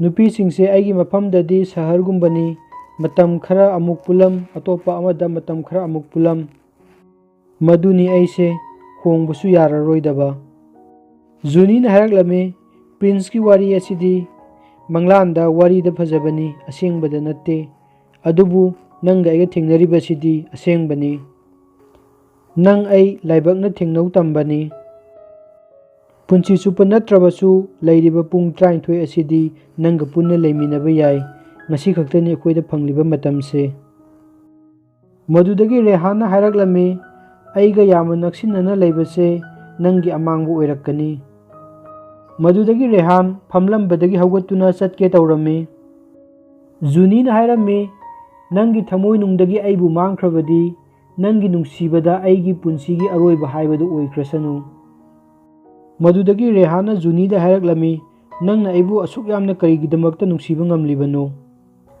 ꯃꯤ ꯑꯃꯅ ꯑꯃꯗ ꯑꯁꯨꯛ ꯌꯥꯝꯅ ꯀꯔꯝꯅ ꯅꯨꯡꯁꯤꯕ ꯉꯝꯒꯗꯣꯔꯤꯕꯅꯣ? ꯃꯗꯨꯗꯒꯤ ꯔꯦꯍꯥꯟ ꯖꯨꯅꯤꯒꯤ ꯃꯅꯥꯛꯇ ꯆꯪꯁꯤꯜꯂꯛꯏ, ꯑꯗꯨꯒ ꯖꯨꯅꯤꯗ ꯍꯥꯏꯔꯛꯏ, ꯑꯩꯅ ꯋꯥꯁꯛꯇꯨꯅ ꯍꯥꯏꯔꯤ, ꯂꯥꯛꯀꯗꯧꯔꯤꯕ ꯄꯨꯡ 12 ꯑꯁꯤꯗꯤ ꯅꯪꯒꯤ ꯄꯨꯟꯁꯤꯗ ꯈ꯭ꯋꯥꯏꯗꯒꯤ ꯅꯨꯡꯉꯥꯏꯕ ꯍꯥꯏꯕꯗꯨ ꯑꯣꯏꯔꯒꯅꯤ꯫ ꯃꯊꯪꯒꯤ ꯁꯤꯟꯗ ꯔꯦꯍꯥꯟ ꯑꯃꯗꯤ ꯖꯨꯅꯤ ꯗꯤꯟꯅꯔꯒꯤꯗꯃꯛ ꯁꯦꯝ ꯁꯥꯔꯝꯃꯤ꯫ ꯇꯥꯟꯖꯥ ꯑꯗꯨꯗ ꯅꯣꯡ ꯆꯨꯁꯤꯜꯂꯛꯂꯝꯃꯤ, ꯃꯗꯨꯗꯒꯤ ꯏꯁꯩꯒꯤ ꯁꯤꯟ ꯑꯃ ꯂꯩꯔꯦ꯫ ꯃꯊꯪꯒꯤ ꯁꯤꯟꯗ ꯖꯨꯅꯤꯅ ꯔꯦꯍꯥꯟꯕꯨ ꯍꯧꯒꯠꯂꯣ, ꯃꯍꯥꯛ ꯄꯨꯡ 10ꯒꯤ ꯇ꯭ꯔꯦꯟꯅꯤ, ꯅꯠꯇ꯭ꯔꯕꯗꯤ ꯃꯍꯥꯛ ꯇ꯭ꯔꯦꯟ ꯃꯤꯁ ꯑꯣꯏꯔꯒꯅꯤ ꯍꯥꯏꯅ ꯍꯥꯏꯔꯝꯃꯤ꯫ ꯖꯨꯅꯤꯒꯤ ꯃꯄꯣꯠ ꯃꯆꯩꯁꯤꯡꯗꯤ ꯐꯦꯇꯤꯗ ꯄꯨꯔꯛꯅꯕ ꯍꯥꯏꯈꯤꯔꯝꯃꯤ, ꯑꯗꯨꯒ ꯃꯍꯥꯛ ꯒꯦꯁ ꯍꯥꯎꯁꯇ ꯆꯠꯂꯔꯣꯏ꯫ ꯑꯗꯨꯒ ꯖꯨꯅꯤ ꯃꯍꯥꯛꯀꯤ ꯃꯃꯤꯠ ꯑꯗꯨ ꯑꯐꯕ ꯍꯣꯁꯄꯤꯇꯥꯜ ꯑꯃꯗ ꯇꯦꯁ ꯇꯧꯅꯕꯒꯤꯗꯃꯛꯇ ꯃꯃꯥꯅ ꯍꯥꯏꯔꯛꯄ ꯑꯗꯨ ꯃꯍꯥꯛꯇꯤ ꯀꯥꯎꯊꯣꯛꯂꯨꯔꯦ꯫ ꯃꯗꯨꯗꯒꯤ ꯃꯈꯣꯏ ꯑꯅꯤ ꯑꯣꯇꯣ ꯇꯣꯡꯗꯨꯅ ꯇ꯭ꯔꯦꯟ ꯁ꯭ꯇꯦꯁꯟꯗ ꯂꯥꯛꯂꯝꯃꯤ꯫ ꯖꯨꯅꯤꯅ ꯃꯍꯥꯛꯀꯤ ꯑꯦꯗ꯭ꯔꯦꯁ ꯏꯕ ꯆꯦ ꯑꯗꯨ ꯔꯦꯍꯥꯟꯗ ꯄꯤꯔꯝꯃꯤ꯫ ꯔꯦꯍꯥꯟꯅ ꯖꯨꯅꯤꯗ ꯀꯔꯤꯒꯨꯝꯕ ꯈꯔ ꯍꯥꯏꯒꯦ ꯇꯧꯔꯝꯃꯤ, ꯑꯗꯨꯕꯨ ꯖꯨꯅꯤꯅ, ꯅꯪꯅ ꯑꯩꯉꯣꯟꯗ ꯄ꯭ꯔꯣꯃꯤꯁ ꯇꯧꯈꯤꯕꯁꯨ ꯅꯠꯇꯦ, ꯑꯩꯅ ꯅꯉꯣꯟꯗ ꯀꯔꯤꯁꯨ ꯍꯥꯏꯔꯣꯏ꯫ ꯃꯗꯨꯗꯒꯤ ꯖꯨꯅꯤ ꯇ꯭ꯔꯦꯟꯗ ꯀꯥꯈꯠꯂꯛꯂꯦ, ꯔꯦꯍꯥꯟꯁꯨ ꯂꯩꯍꯧꯔꯦ꯫ ꯇ꯭ꯔꯦꯟ ꯃꯅꯨꯡꯗ ꯖꯨꯅꯤ ꯀꯞꯂꯝꯃꯤ꯫ ꯇ꯭ꯔꯦꯟ ꯑꯗꯨꯒꯤ ꯃꯅꯨꯡꯗ ꯔꯦꯍꯥꯟꯁꯨ ꯌꯥꯎꯔꯝꯃꯤ꯫ ꯔꯦꯍꯥꯟ ꯑꯃꯗꯤ ꯖꯨꯅꯤ ꯇ꯭ꯔꯦꯟꯗꯒꯤ ꯀꯨꯝꯊꯗꯨꯅ ꯂꯩꯍꯧꯔꯦ, ꯃꯈꯣꯏꯒꯤ ꯃꯃꯥꯟꯅꯕꯤꯁꯤꯡꯗꯤ ꯆꯠꯈ꯭ꯔꯦ꯫ ꯖꯨꯅꯤ ꯃꯃꯥꯗ ꯐꯣꯟ ꯇꯧꯗꯨꯅ ꯋꯥꯔꯤꯁꯤꯡ ꯑꯗꯨ ꯇꯝꯂꯝꯃꯤ꯫ ꯃꯃꯥꯅꯁꯨ ꯖꯨꯅꯤꯗ ꯗꯤꯜꯂꯤꯗ ꯂꯥꯛꯇꯨꯅ ꯅꯤꯀꯥ ꯁꯣꯜꯂꯒꯅꯤ ꯍꯥꯏꯅ ꯍꯥꯏꯔꯝꯃꯤ꯫ ꯖꯨꯅꯤꯒꯤ ꯃꯃꯥ ꯑꯃꯗꯤ ꯃꯄꯥ ꯖꯨꯅꯤꯒꯤ ꯄ꯭ꯔꯤꯟꯁ ꯐꯪꯂꯦ ꯍꯥꯏꯗꯨꯅ ꯍꯔꯥꯎꯖꯔꯝꯃꯤ꯫ ꯃꯊꯪꯒꯤ ꯁꯤꯟꯗ ꯔꯦꯍꯥꯟꯅ ꯖꯨꯅꯤꯕꯨ ꯍꯣꯁꯄꯤꯇꯥꯜ ꯑꯃꯗ ꯄꯨꯔꯛꯇꯨꯅ ꯃꯃꯤꯠ ꯆꯦꯛ ꯇꯧꯔꯝꯃꯤ꯫ ꯖꯨꯅꯤꯒꯤ ꯃꯃꯤꯠ ꯌꯦꯡꯂꯤꯕ ꯗꯥꯛꯇꯔ ꯑꯗꯨꯅ ꯖꯨꯅꯤ ꯑꯁꯤ ꯃꯃꯤꯠ ꯎꯔꯛꯄ ꯌꯥꯕꯒꯤ ꯆꯥꯟꯁ ꯂꯩ ꯍꯥꯏꯅ ꯍꯥꯏꯔꯝꯃꯤ꯫ ꯃꯗꯨꯗꯒꯤ ꯖꯨꯅꯤꯒꯤ ꯃꯤꯠꯀꯤ ꯑꯣꯄꯔꯦꯁꯟ ꯇꯧꯅꯕꯒꯤꯗꯃꯛꯇ ꯁꯦꯝ ꯁꯥꯔꯝꯃꯤ꯫ ꯔꯦꯍꯥꯟꯅ ꯗꯣꯛꯇꯔꯗ ꯑꯣꯄꯔꯦꯁꯟ ꯑꯗꯨ ꯌꯥꯝꯅ ꯐꯖꯅ ꯃꯥꯏ ꯄꯥꯛꯅ ꯇꯧꯅꯕꯒꯤꯗꯃꯛꯇ ꯆꯦꯛꯁꯤꯟꯅ ꯇꯧꯕꯤꯅꯕ ꯍꯥꯏꯔꯝꯃꯤ꯫ ꯗꯣꯛꯇꯔ ꯑꯗꯨꯅꯁꯨ ꯋꯥꯔꯨꯒꯅꯨ, ꯃꯈꯣꯏꯒꯤ ꯕꯦꯁ ꯇꯤꯝꯅ ꯇꯧꯒꯗꯣꯔꯤꯕꯅꯤ ꯍꯥꯏꯅ ꯍꯥꯏꯔꯝꯃꯤ꯫ ꯑꯣꯄꯔꯦꯁꯟꯒꯤ ꯃꯇꯨꯡꯗ ꯊꯦꯡꯅꯔꯁꯤ ꯍꯥꯏꯔꯝꯂꯒ ꯗꯣꯛꯇꯔ ꯑꯗꯨ ꯃꯅꯨꯡꯗ ꯆꯪꯈ꯭ꯔꯦ꯫ ꯖꯨꯅꯤꯅ ꯔꯦꯍꯥꯟꯗ ꯀꯩꯁꯨ ꯇꯧꯔꯣꯏꯗ, ꯋꯥꯔꯨꯒꯅꯨ ꯍꯥꯏꯅ ꯍꯥꯏꯔꯝꯃꯤ꯫ ꯖꯨꯅꯤꯅ ꯔꯦꯍꯥꯟꯗ ꯍꯥꯏꯔꯝꯃꯤ, ꯔꯦꯍꯥꯟꯅ ꯋꯥꯕ ꯅꯨꯡꯉꯥꯏꯇꯕ ꯇꯧꯔꯕꯗꯤ ꯀꯔꯤꯒꯤꯗꯃꯛꯇ ꯖꯨꯅꯤꯒꯤ ꯃꯃꯥ ꯃꯄꯥ ꯉꯥꯏꯗꯕꯤꯗ ꯑꯣꯄꯔꯦꯁꯟ ꯑꯗꯨ ꯇꯧꯅꯕ ꯍꯣꯠꯅꯔꯤꯕꯅꯣ, ꯃꯈꯣꯏ ꯂꯨꯍꯣꯡꯂꯕ ꯃꯇꯨꯡꯗꯁꯨ ꯇꯧꯕ ꯌꯥꯏꯅ ꯍꯥꯏꯅ ꯍꯥꯏꯔꯝꯃꯤ꯫ ꯇꯥꯟꯖꯥ ꯑꯗꯨꯗ ꯅꯔꯁ ꯑꯃ ꯊꯣꯛꯂꯛꯇꯨꯅ ꯑꯣꯄꯔꯦꯁꯟ ꯇꯧꯕꯒꯤ ꯃꯇꯝ ꯌꯧꯔꯦ ꯍꯥꯏꯅ ꯍꯥꯏꯔꯝꯃꯤ꯫ ꯖꯨꯅꯤꯅ ꯑꯣꯄꯔꯦꯁꯟ ꯑꯗꯨ ꯆꯪꯗ꯭ꯔꯤꯉꯩꯗ ꯔꯦꯍꯥꯟꯗ ꯃꯍꯥꯛꯀꯤ ꯃꯃꯥ ꯃꯄꯥ ꯑꯗꯨ ꯁ꯭ꯇꯦꯁꯟꯗꯒꯤ ꯂꯧꯔꯨꯅꯕ ꯑꯃꯗꯤ ꯖꯣꯂꯤꯒꯨꯗꯁꯨ ꯃꯐꯝ ꯑꯁꯤꯗ ꯂꯥꯛꯅꯤꯡꯕꯅꯤ, ꯔꯥꯁꯇ꯭ꯔꯄꯇꯤ ꯚꯕꯟꯗ ꯆꯠꯀꯗꯣꯔꯤꯕ ꯅꯠꯇ꯭ꯔꯥ ꯍꯥꯏꯅ ꯔꯦꯍꯥꯟꯗ ꯍꯪꯂꯝꯃꯤ꯫ ꯔꯦꯍꯥꯟꯅ ꯍꯣꯏ ꯍꯥꯏꯔꯝꯃꯤ, ꯑꯗꯨꯒ ꯃꯍꯥꯛꯀꯤ ꯃꯉꯛꯇ ꯁꯤꯔꯤꯕ ꯂꯤꯛ ꯑꯗꯨ ꯖꯨꯅꯤꯗ ꯁꯤꯕꯤꯔꯝꯃꯤ꯫ ꯃꯊꯪꯒꯤ ꯁꯤꯟꯗ ꯔꯥꯁꯇ꯭ꯔꯄꯇꯤ ꯚꯕꯟꯗ ꯕꯣꯝ ꯄꯣꯈꯥꯏꯔꯝꯃꯤ, ꯃꯗꯨꯗ ꯄꯨꯂꯤꯁ ꯑꯣꯐꯤꯁꯥꯔ 9 ꯁꯤꯈꯤꯔꯝꯃꯤ ꯑꯃꯗꯤ ꯑꯇꯣꯞꯄ ꯃꯤꯑꯣꯏ 15 ꯑꯃꯁꯨ ꯌꯥꯝꯅ ꯊꯤꯅ ꯁꯣꯛꯂꯝꯃꯤ꯫ ꯑꯁꯣꯝꯗꯅ ꯖꯨꯅꯤ ꯑꯣꯄꯔꯦꯁꯟ ꯂꯣꯏꯔꯦ, ꯃꯍꯥꯛꯅ ꯃꯃꯤꯠ ꯄꯥꯡꯊꯣꯔꯛꯄꯗ ꯃꯍꯥꯛꯀꯤ ꯃꯃꯥ ꯃꯄꯥ ꯑꯗꯨ ꯂꯦꯞꯇꯨꯅ ꯂꯩꯔꯝꯃꯤ꯫ ꯖꯨꯅꯤ ꯃꯃꯤꯠ ꯎꯕ ꯉꯝꯂꯦ ꯍꯥꯏꯗꯨꯅ ꯃꯃꯥ ꯃꯄꯥꯗ ꯍꯥꯏꯔꯝꯃꯤ ꯑꯃꯗꯤ ꯍꯔꯥꯎꯔꯝꯃꯤ꯫ रेहानदी उदे रेहान लौब लाक्तब्रा ट्रेन स्टेशनदगी हाइना हंगलमी। राष्ट्रपति भवनदा बॉम्ब ब्लास्ट तौबदा सिखिबा असिबसिंग अदुगी मरक्ता रेहानसु यावब्रा हाइना येंगहनबगिदमक्ता पुलिस अनि जुनीगी मनाक्ता लागलमी। जुनी यामना पाखलमी अमदी रेहान कदाइदा चक्रे हाइना तोइना हंगलमी। तसेंगनमकिदी जुनी ममित तांगबना मरम ओइरदुना रेहान से मपुंसीदा अमुक फावबु उखिद्री। पुलिस नुपी अदुना रेहान सेटप ड्रेस अमदी खुदांगदा सिनबा पोसक अदु जुनीदा सोगहनदुना मसक ताकनबा होनरमी। जुनीना मखुना सोक्तुना मसक ताकलमी मदु रेहानगिनी हाइना। मदुदगी जुनी यामना कबलमी रेहान हाइरंबा वाहिसिंग अदु निंगसिंगदुना। मथंगी सिंदा एंटी टेररिस्ट यूनिट की चीफ सुशील रावतना राष्ट्रपति भवनदा थोकिबा ब्लास्ट अदु कनाना पांगथोकपनो हाइबा चपचाना खंगद्री हाइना हाइरमी। मथंगी सिंदा रेहान अनौब सकफम अमदा महाक एयरपोर्ट लागलमी। रेहाना IKF की लीडर ओइरिबा महाकी ग्रैंडफादर दा मिशन अदो मपुंग फाना माइपाकपा हाइबा अदुमक्ति ओइखिद्रे हाइना फोन तौरमी। तसेंगनमकिदी रेहान असी IKF हाइरिबा टेररिस्ट ग्रुप अदुगी मी अमा ओइरमी। रेहानना जुनीगी फोटो अदु सेगाइदुना मफम अदुदा हुंदोकलमी। मथंगी सिंदा सही 3 की मतुंगदा एंटी टेररिस्ट यूनिटा मीटिंग अमा पांगथोकलमी। मदुदा इंडिया पाकिस्तान अमदी रशियादगी न्यूक्लियर की पार्ट हुरानबगी पाउ फंगले हाइना वा खनरमी। टेररिस्ट अदुगी मकुत्ता न्यूक्लियर मिसाइल लेरे। त्यागीना हाइरई बॉम्ब अदु पोखाइबा मतमदा मी मिलियन 5 सिहनबा ngamgani। सिटी अमदी मांगन तागनबा ngamgani। सिटी अदो अखोइगी कैपिटल दिल्ली से ओइबसु याय। मरम अदुना बॉम्ब अदु पोखाइ हलकदबदगी अखोइना थिंगदबनी। सुशील रावना हाइरई बॉम्ब अदो पोखाइ हनबा ngamloi। न्यूक्लियर की बॉम्ब अमा पोखाइ हनबा हाइबसे ट्रिगर चंगी। ट्रिगर सिंग अदु दिल्ली की मपानदा लैबा मिलिटरी बेस सिंगदा टेक्ता कायदना लैरी। डिफेंस मिनिस्टर ना तुआन मिलिटरी बेस दा लैरिबा ट्रिगर सिंग अदु दिल्ली दा पुरकनबगिदमक्ता हाइरमी। मदुदा सुशील रावत ना ट्रिगर सिंग अदु पुंग 39 की मनुंगदा दिल्ली दा पुरकलगनी हाइरमी। त्यागीना हाइरमी मदुदी ट्रिगर सिंग अदु अखोइना याम सेक्सिना थमलगसु IKF की मास्टरमाइंड सिंग मदु हुरानबा होनरकनी हाइना हाइरमी। मतंग असिदा IKF हाइरिबसी fighting of an independent Kashmiri हाइबनी। मथंगी सिंदा रेहान कैप्टन राजीव साधुना आर्मी की कैम्प अमदा फुटबॉल सानरमी। तंजा अदुदा मेजर सूरजता सुशील रावतना ट्रिगर अदु टेक्तकाइदना थिलकनबा हाइरमी। मेजर सूरजना वेदर फरबदी ट्रिगर अदो पुंग 3 की मनुंगदा यौनबा थिलकलगे हाइना हाइरमी। मेजर सूरजना रेहानदा हाइरमी कैप्टन रंजीव नंगना आइबु IKF तगी कनबिरखिबनी। नंग आई चंगदुना ngasiदी अखोइगी लेबाक से कन्नब होनसी हाइना हाइरमी। मदुदा कैप्टन रंजीव सारिबा रेहाना लानमी हाइबसिदी इमा लेबाक किदमक्ता थवाई फावबा कथोकनबा सेम सारी हाइना हाइरमी। असोमदना IKF की लीडर ननाजान ट्रिगर अदु फंगलगनी हाइदुना हराउरमी। मखोइना फादुना थमलिबा असेंगबा कैप्टन रंजीत अदु ननाजान नोंमैना कापतुना हालमी। एंटी टेररिस्ट यूनिट की सुशील रावता कैप्टन रंजीव कौबा आर्मी ऑफिसर अमगी नुपीना मयुमदा फोन तौरक्तबा था 2 हेलकले हाइबगी रिपोर्ट अमा लाई हाइना तमलम्मी। वाफम अदु त्यागीना तहौरमी। त्यागीना माकी जूनियर स्टाफ अदुदा हंगलम्मी मदुदी लास्ट मिशन अदु IKF की मायोक तौखिब्रा हाइना हंगलम्मी। जूनियर स्टाफ अदुना खुमलम्मी मेजर सूरज की कैम्पता IKF ना लंदारमी। मदुदा कैप्टन रंजीव चंगसिलक्तुना कनखिबनी। अदुबु खुथोंनबा अदुदा कैप्टन रंजीव की रेजिमेंट की सिपाही खुदिमक सिखिबनी। हिंगौरिबा हाइबबु कैप्टन रंजीव खक्तनी। मदुदगी त्यागीना खंगलई मदुदी कैप्टन रंजीव सारिबा मी अदु IKF की मीनि हाइबा। मदुना मरम ओइरगा महाकना थिंगहौदबा यादे हाइना खलम्मी।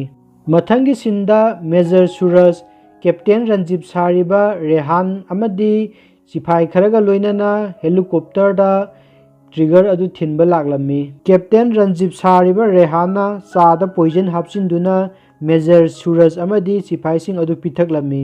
रेहान हेलीकॉप्टर अदुदा ग्रेनेड लंगसिलमदुना ट्रिगर अदु पुदुना पैराजूट सिजिनदुना चोंगथरकलम्मी।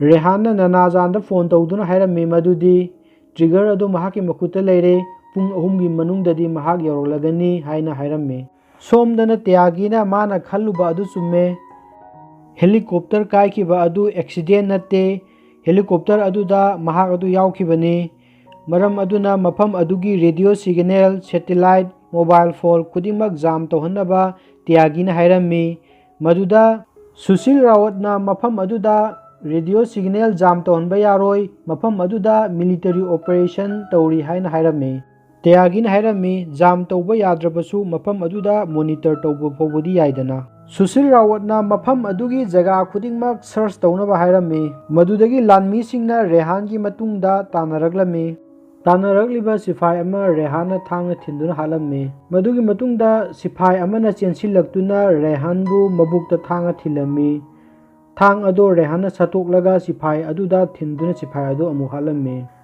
ꯍꯦꯂꯤꯀꯣꯞꯇꯔ ꯑꯃꯗꯒꯤ ꯔꯦꯍꯥꯟ ꯇꯝꯅ ꯅꯣꯡꯃꯩ ꯀꯥꯞꯊꯔꯝꯃꯤ, ꯑꯗꯨꯕꯨ ꯔꯦꯍꯥꯟꯅ ꯍꯟꯗꯨꯅ ꯀꯥꯞꯄꯗ ꯍꯦꯂꯤꯀꯣꯞꯇꯔ ꯑꯗꯨ ꯀꯥꯏꯔꯝꯃꯤ꯫ ꯔꯦꯍꯥꯟ ꯁꯣꯛꯇꯨꯅ ꯎꯟꯒꯤ ꯆꯤꯡ ꯑꯃꯗ ꯑꯣꯟꯊꯔꯝꯃꯤ꯫ ꯔꯦꯍꯥꯟ ꯁꯣꯛꯅ ꯁꯣꯛꯅ ꯃꯅꯥꯛ ꯅꯛꯄ ꯌꯨꯝ ꯑꯃꯗ ꯆꯪꯁꯤꯜꯂꯛꯏ ꯑꯃꯗꯤ ꯊꯣꯡ ꯑꯗꯨ ꯊꯤꯜꯂꯝꯃꯤ꯫ ꯊꯣꯡ ꯑꯗꯨ ꯍꯥꯡꯇꯣꯔꯛꯄ ꯃꯇꯝꯗꯗꯤ ꯑꯇꯩ ꯀꯅꯥꯁꯨ ꯑꯣꯏꯔꯝꯗ꯭ꯔꯦ, ꯖꯨꯅꯤ ꯑꯣꯏꯔꯝꯃꯤ꯫ ꯑꯁꯣꯛꯄꯗꯨ ꯎꯕꯗ ꯖꯨꯅꯤꯅ ꯔꯦꯍꯥꯟ ꯍꯥꯏꯅ ꯂꯥꯎꯔꯛꯂꯝꯃꯤ꯫ ꯃꯗꯨꯗꯒꯤ ꯖꯨꯅꯤꯒꯤ ꯃꯆꯥꯅꯨꯄꯥ ꯔꯦꯍꯥꯟ ꯑꯗꯨ ꯆꯦꯟꯊꯣꯔꯛꯂꯝꯃꯤ꯫ ꯁꯣꯛꯂꯕ ꯔꯦꯍꯥꯟ ꯃꯐꯝ ꯑꯗꯨꯗ ꯋꯥꯟꯊꯗꯨꯅ ꯇꯥꯈꯤꯔꯝꯃꯤ꯫ ꯖꯨꯅꯤꯅꯗꯤ ꯁꯣꯛꯂꯕ ꯔꯦꯍꯥꯟ ꯑꯁꯤ ꯍꯥꯟꯅ ꯃꯃꯤꯠ ꯇꯥꯡꯕꯅ ꯃꯔꯝ ꯑꯣꯏꯔꯗꯨꯅ ꯑꯃꯨꯛ ꯐꯥꯎꯕ ꯎꯈꯤꯗ꯭ꯔꯤꯕꯅꯤ꯫ ꯃꯍꯥꯛꯅ ꯔꯦꯍꯥꯟ ꯎꯕꯗ ꯔꯦꯍꯥꯟ ꯍꯥꯏꯅ ꯀꯧꯔꯤꯕ ꯑꯗꯨꯗꯤ ꯃꯍꯥꯛꯀꯤ ꯃꯆꯥꯅꯨꯄꯥ ꯑꯗꯨꯗ ꯀꯧꯕꯅꯤ꯫ ꯖꯨꯅꯤꯒꯤ ꯃꯄꯥꯅ ꯔꯦꯍꯥꯟꯕꯨ ꯗ꯭ꯔꯦꯁꯤꯡ ꯇꯧꯕꯤꯔꯝꯃꯤ꯫ ꯃꯗꯨꯗ ꯃꯍꯥꯛꯀꯤ ꯃꯆꯥꯅꯨꯄꯥ ꯔꯦꯍꯥꯟꯅ ꯃꯃꯥꯗ ꯀꯅꯥꯅꯣ ꯍꯥꯏꯅ ꯍꯪꯂꯝꯃꯤ꯫ ꯃꯗꯨꯗ ꯖꯨꯅꯤꯅ ꯈꯪꯗꯦ, ꯇꯨꯃꯤꯟꯅ ꯐꯝꯗꯨꯅ ꯂꯩꯌꯨ ꯍꯥꯏꯅ ꯃꯆꯥꯅꯨꯄꯥ ꯑꯗꯨꯗ ꯍꯥꯏꯔꯝꯃꯤ꯫